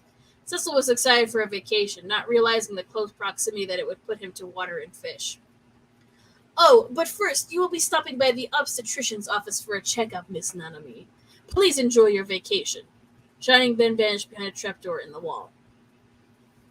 Did you know about that secret passage show, asked Natsuki? The older blonde just shrugged his broad shoulders in response. Okay. Once everyone was finished eating, they put the dishes in the dishwasher. Oh, they're very efficient. And headed outside to see a luxurious black bus waiting for them. Hyuga and Ningo sat in the front seats. Hyuga had his arms crossed over his chest. Cecil was going to ask if they were going to Fiji as well, but Ningo held up a perfectly manicured hand to stop them from saying anything.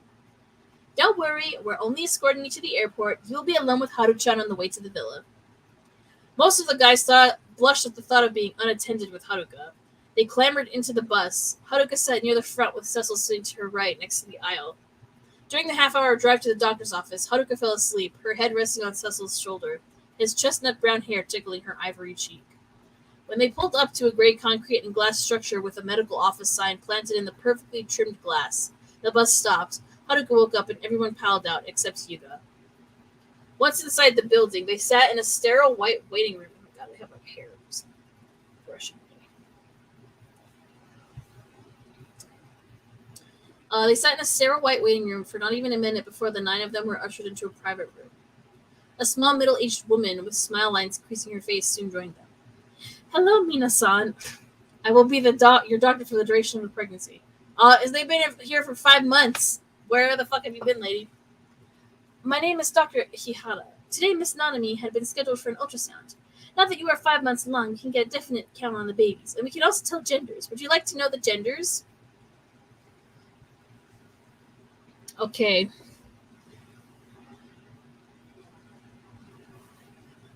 Ouch.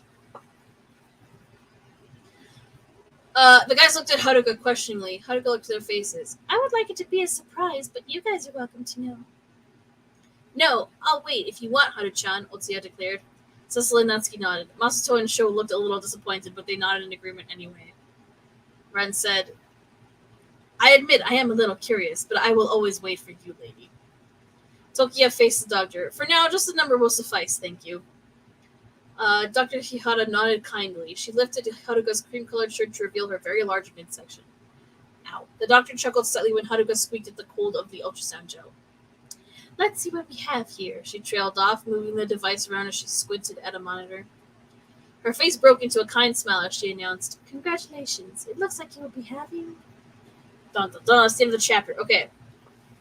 So we've got like 30 minutes pretty much. So let's see if we can at least like read the rest of like this next chapter, and then we'll see how much we have left.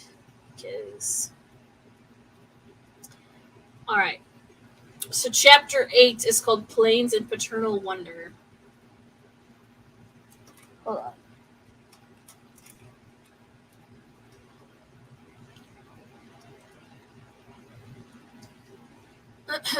One second.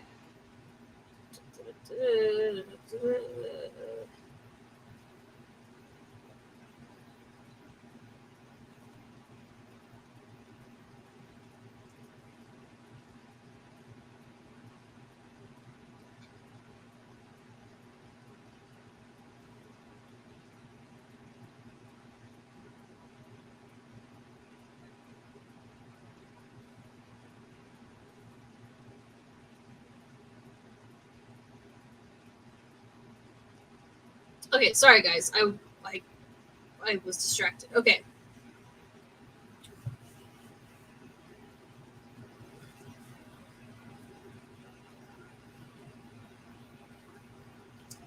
Let's see what we have here. She trailed off, moving the device around as she squinted at the monitor.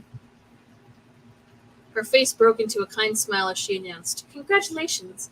It looks like you will be having 10 very healthy babies. 10? Oh my god. Holy shit. How can 10 fucking children fit in there? She's gonna be the size of a fucking elephant. 10 fucking babies. 10 babies. 10 babies inside of a uterus, guys. What the fuck? How is that even possible? I'm sure it is. Why you would want 10 at one time, I have no fucking clue. How is she gonna have more kids if she has 10 in there already? Haruka's golden eyes widened, her hands flying to her abdomen. 10? She stuttered. I thought it was just going to be the 7. 10? Altia and Cecil looked dumbstruck. Ren was at a loss for words for once, his mouth opening and closing, but no sound coming out.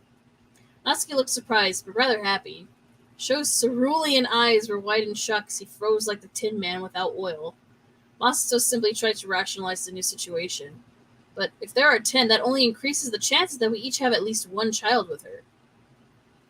Tokia nodded, looking thoughtful. He glanced down at Haruka's worried face, and his cold features melted into a smile. May we see the screen, please? Dr. Hihara nodded at his request, turning the monitor for the family to see. Sugoi! Otia cheered. Oh my god. Look at how big they are getting. Arigato, Haru-chan. Okay, I'm not... And this is what's written, okay? I'm only cringing because, like... You don't have to... Again, you don't need to use the Japanese words to, like, explain, like, what's happening or, like, to, like, try to make it sound like anime. Because, like, it's anime characters, so I'm already imagining, like, an anime in my head. Like, you don't need to use, like, the Japanese words. With fan fiction, I feel like you can just use English or whatever, you know, if you're writing in a different language, like Spanish or French or whatever. Like, you don't have to use the Japanese words for that. You can use the colloquial terms in whatever language you're writing in. That's like when in like something written in English and there's like a Latino character, and then like they say something in Spanish and then they translate it into English. Like, you don't have to do that. Like, I don't like when people do that. It feels kind of like just like kind of a little like a microaggression kind of thing, which I'm not like that big of a fan of. But again, this was written almost 10 years ago, so. Masato looked at the screen, pleased by the progressive growth of the babies, and awed by the image on the screen before him. The screen was black and white, and it looked very crowded in her womb. But the guy smiled nevertheless. Ren looked closely at the little hands and feet, feeling himself becoming proud to be a future father. Tokia turned to the doctor once more. Sensei, may we get some printed sonogram pictures? The doctor smiled at Tokia, nodding once more. She continued showing them the babies for another couple minutes before printing out several dozen copies. Sho looked at all of the pictures. Why did you print out so many? There are only 8 of us, he questioned. Dr. Hihara smiled before cryptically saying, You'll understand soon enough. Take these with you on your trip to Fiji.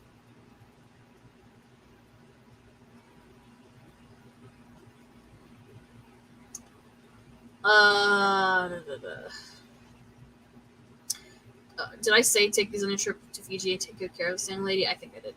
In less than an hour, the gang was sitting aboard Shining's luxurious private jet as Ringo waved goodbye to them, tears in his eyes, waving a handkerchief like the damsels in movies. Haruka settled herself on one of the plush suede seats near the front, sinking into the soft cushioning. She could have fallen asleep right then if it were not for Ren sitting down across from her. It's going to be a long flight, little lamb. If you want, we can make good use of the separate cabins. After all, I've always wanted to join the Mile High Club. Oh, fuck. Oh, shit. Every Ren fangirl's, like, dream. She couldn't see his facial expression very well since he was backlit by the soft golden glow of the reading lamp, but she could hear the smirk in his voice. Well, maybe someday, she managed to splutter. He chuckled at her dark blush. You don't have to if you don't want to, but the offer stands. With that, Ren got up and sauntered over to pester poor Masato, who was reading a book Tokia had lent him. Soon enough, they heard the pilot say, We will be taking off shortly. Please take your seats now. Our destination is sunny Fiji. Sit back and enjoy the flight. It's going to be a good 10 hours. Oh, God. Is it really 10 hours from Japan to Fiji? I guess so. I'm sure they googled it. Haruka looked at her lovers. Cecil had taken the seat Ren vacated, and beside him sat Altea. Tokia had settled into the right of Haruka, his head leaning on the window. Across the aisle, Ren was sitting next to Masato while they discussed a business convention that was coming up shortly. Boring. Sho was next to the opposite window, his eyes glued to the screen of his tablet as he read the script for his next movie. Beside him, Natsuki was knitting intricate and beautiful little sweaters in a myriad of pastel colors. That's fucking adorable. As she looked over Tokyo's shoulder at the puffy white clouds, her thoughts drifted to fluffy sheep, and soon enough she was asleep on his shoulder. Tokyo looked down at Haruka affectionately. He trailed his left hand gently down her cheek. Her beautiful pink hair tumbled down her shoulders in a cascade of silk. Eventually, Tokyo was also lulled into a state of torpid serenity, his long blue eyelashes sweeping down as his sapphire eyes closed. When his breathing was even and he was as deeply asleep as Haruka, his head rested atop hers, blue and pink mixing as the couple slept. Cecil and Ultaya had fallen asleep in the reclining seats. Their bodies were a tangle of limbs as both boys sprawled out all over the place. Natsuki had finished 2 little sweaters before he too had fallen asleep from boredom. Masato was still silently reading his borrowed book, and Sho was still reading over his new script. Ren would never admit it to a living soul, but he loathed airplanes. His mother, Renge, had died in a plane crash when he was a small child, and ever since, Ren had been uneasy in the air. Now, when the plane hit a patch of turbulence, Ren's heart skipped a beat. I mean, you and everyone else, man. I hate turbulence, too. It took all of his dignity to suppress a cry of fear and surprise that bubbled up in his throat. Deciding it better to be embarrassed in private, Ren stood abruptly and walked to one of the back cabins of the plane. Once there, he curled up on the small bed that was attached to the wall. God forbid anyone should find him in such a position of helplessness. After a particularly rough patch of air, Ren was practically shaking. Suddenly his head jolted up when he heard the curtain that separated the cabins being moved. Standing there, lit from behind as though she was an angel, was Haruka. She looked at him shyly. He stared up at her in surprise, too scared to use one of his usual pickup lines. "What are you doing back here, lady?" He willed his voice not to quaver, but it did anyway. Haruka pretended not to notice as she drew closer to him. "I woke up when we hit the turbulence, and I noticed you were in the main cabin. Cabin! I can't read." There's a lot of parts here where I can't read because I read it wrong. Because that's what happens. Not wanting to appear weak, Ren mustered up some of his usual bravado. "So you came looking for me? Did you decide to join the Mile High Club after all?"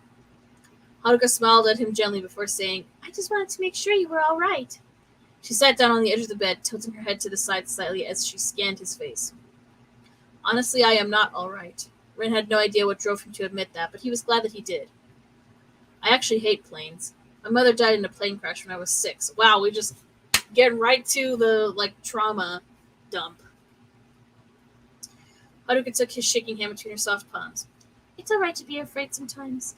I don't expect you to always be strong. Everyone has something that they don't feel comfortable talking about." "Thank you, little lamb," he chuckled in self-pity at the end of the sentence. "I wanted to be the strong one, the untouchable one, but it looks like you have discovered my weakness." "Being strong often means admitting that you aren't perfect. I love you no matter what, Ren." She blushed and stuttered when he pulled her into his arms, holding her close to his chest. After a minute, he pulled her onto his lap, hugging her tightly from behind as he buried his face in her hair. He inhaled the sweet fragrance of raspberries. Is that what people think she smells like? Raspberries? She blushed again, but rather than moving away, she gently placed her hand atop his as I rested on her stomach.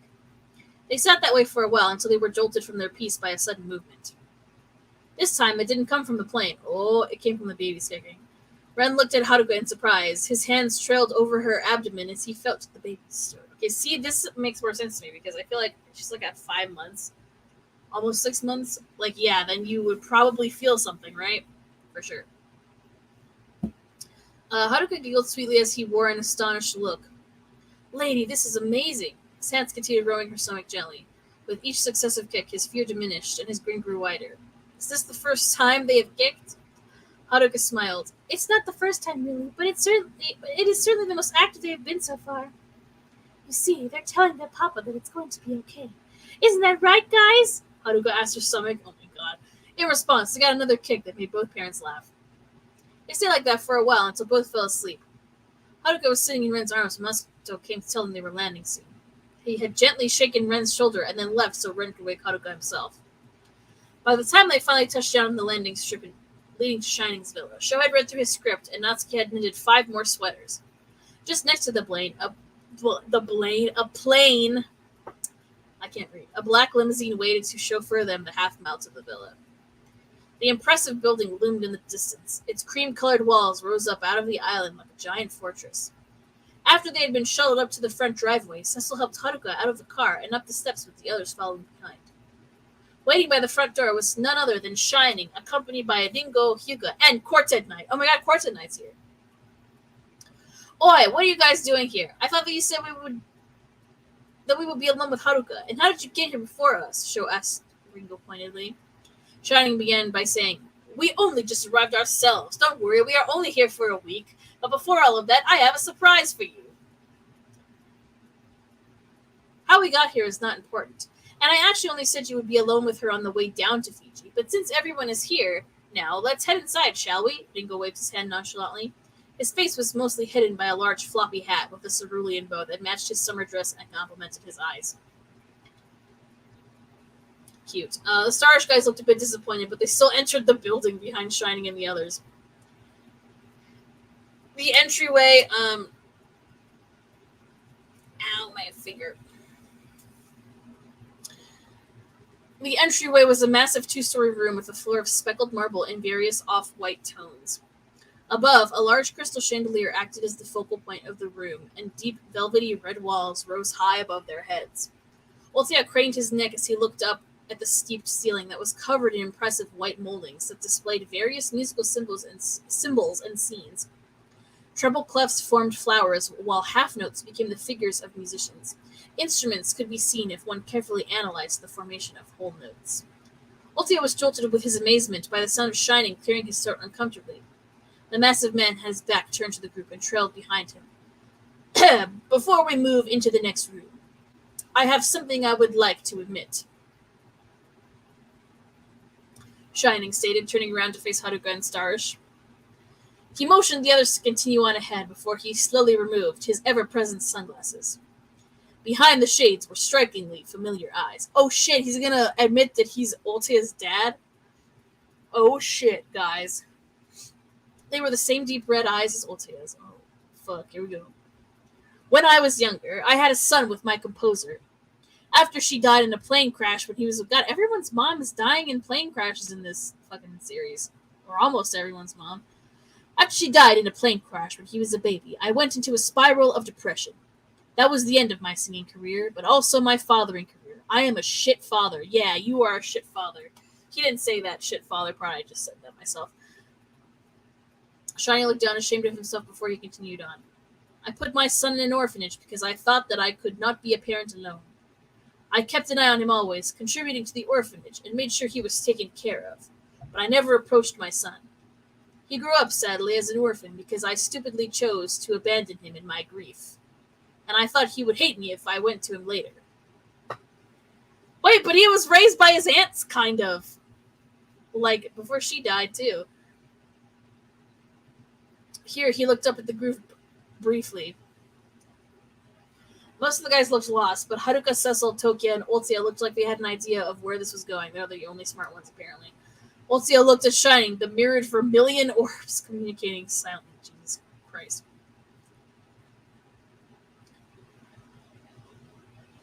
Mr. Itoki is actually my son and heir, Shining looked at his son, continuing to explain. Your surname is your mother's. She was quite a woman, very headstrong, but so kind. I wish she could be here with us now. I am so sorry for not raising you, for letting my grief cloud my judgment, and for leaving you as an orphan. I don't expect you to forgive me, but I just thought you should know. You are not alone. You never have been. When Shining finished his confession, he suddenly seemed to have found something very interesting in the specks of marble on the floor. His scarlet eyes were glued to the little spot as he refused to meet Ultia's gaze. What the hell, man? Ultia, for his part, was processing the information rather well. He looked at the older man whose shoulders were curved downward as if in a frown, and his eyes softened further at the sight of his father. Well, take a good look, Ultia, because you're gonna look like that guy when you get old. Unfortunately, I'm sorry. It's alright, I forgive you. I understand what you did now, and I'm glad to know that I have a living parent. Now at least I know that my parents didn't give me up because they didn't love me. I'm just happy to have a family. Ultia walked over to Shining, pulling his father into a tight hug. It's nice to meet you, Dad. Oh, God. Shiny looked very relieved and happy as he pulled his son in for a tighter hug. I'm so sorry I ever let you go. I missed out on so much and I wasn't there for you. I should have been a better father. But I am never letting go again. Well, you're going to become a grandfather, sir, he whispered in an uncharacteristically soft voice. But you're here now, and that's all that matters. The rest of Starish looked at the reunited happy family. Ren's lips twisted in a slightly bitter smile since his own parents were long gone. Well, yeah, that's kind of fucked up. When the father and son finally separated, Shining began to lead the way to the rest of the house. Once again, his reflective white sunglasses hid his expression, but the arm around Ultia's shoulders was enough to tell them that the secretive man had not completely walled himself off again. Once the group had finally passed through the foyer and into the main area of the house, Natsuki noted the impressive double staircases that curled around the outer edges of the new room. To the left was a massive kitchen that extended straight down as far as Ren could see. Ahead of them, Tokia filed away in his memory the enormous library that piqued his interest. To the right was a massive sitting room full of couches, but it wasn't the silk curtains that framed the bay windows, nor the plush leather couches that claimed their attention. It was not even the 12-foot wide flat screen that caught their attention. No, it was the 24 or so people that occupied the couches that made Starish freeze in the carved oak doorway, and one particular woman caught Shining off guard. Oh shit. The woman was beautiful, with rich auburn red hair and striking teal-green eyes. That's kind of a weird combination. Her skin was a light tan that glowed like the sun, and a smile graced her noble features. All of the above would make her attractive, but Shining just stared at her in shock. His mouth opened and closed like a fish without water as he looked at her fair features. Cecil flashed a broad grin as he embraced the woman. Hi, Mom. I don't think Cecil would call his mom, but okay. It doesn't seem like he would refer to her as that. I feel like he would call her mother or something. I don't know. Okay, that's the end of Chapter 8, and it's almost 9:15. So, for now, we are going to end here. So we have 9, 10, 11, 12, and 13. So we have 5 chapters left.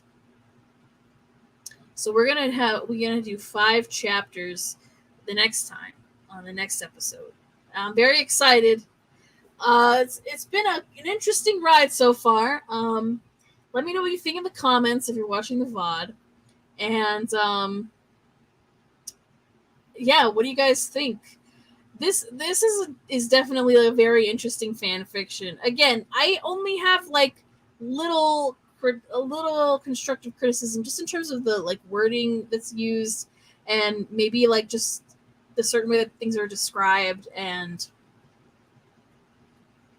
yeah, things that I don't think should be present in fan fiction nowadays necessarily, or just writing in general, like fiction writing as well, because there's a lot of there are a lot of like young adult authors and stuff that are like they kind of use maybe not necessarily like the same kind of language, but they kind of like fall kind of into like the stereotypical kind of thing, or like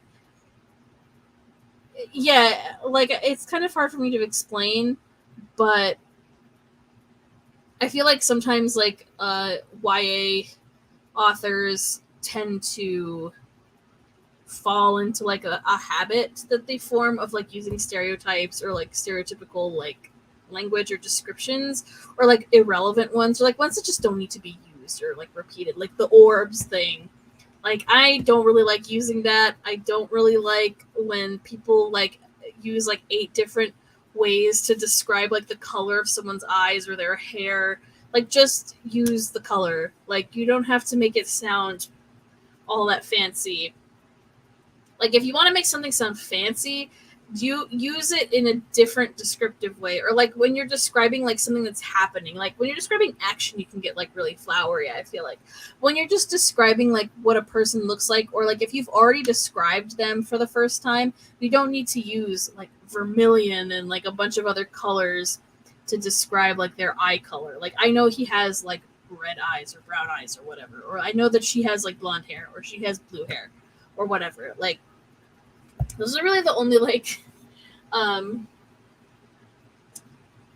real constructive criticisms I think are reasonable. But again, I haven't read like the more current work from this fan fiction author, so I don't know how much they've improved since writing Utapri the Next Generation, but I can only hope that they have improved and maybe they don't use that kind of wordage as often or at all. Because I know I'm very conscious about doing that because, you know, it's just, you have to get into the habit. Oh, they were to sneeze. Okay. Excuse me. Oh my god, guys. Ugh. My nose is just, I have like, I've been around a lot of dust lately. Okay, well, thank you guys so much for joining me once again. I really appreciate it. Again, leave any comments. Tell me what you think. Let me know what you want to do in a future episode. And we will see you guys in the next episode 2 weeks from now, which is going to be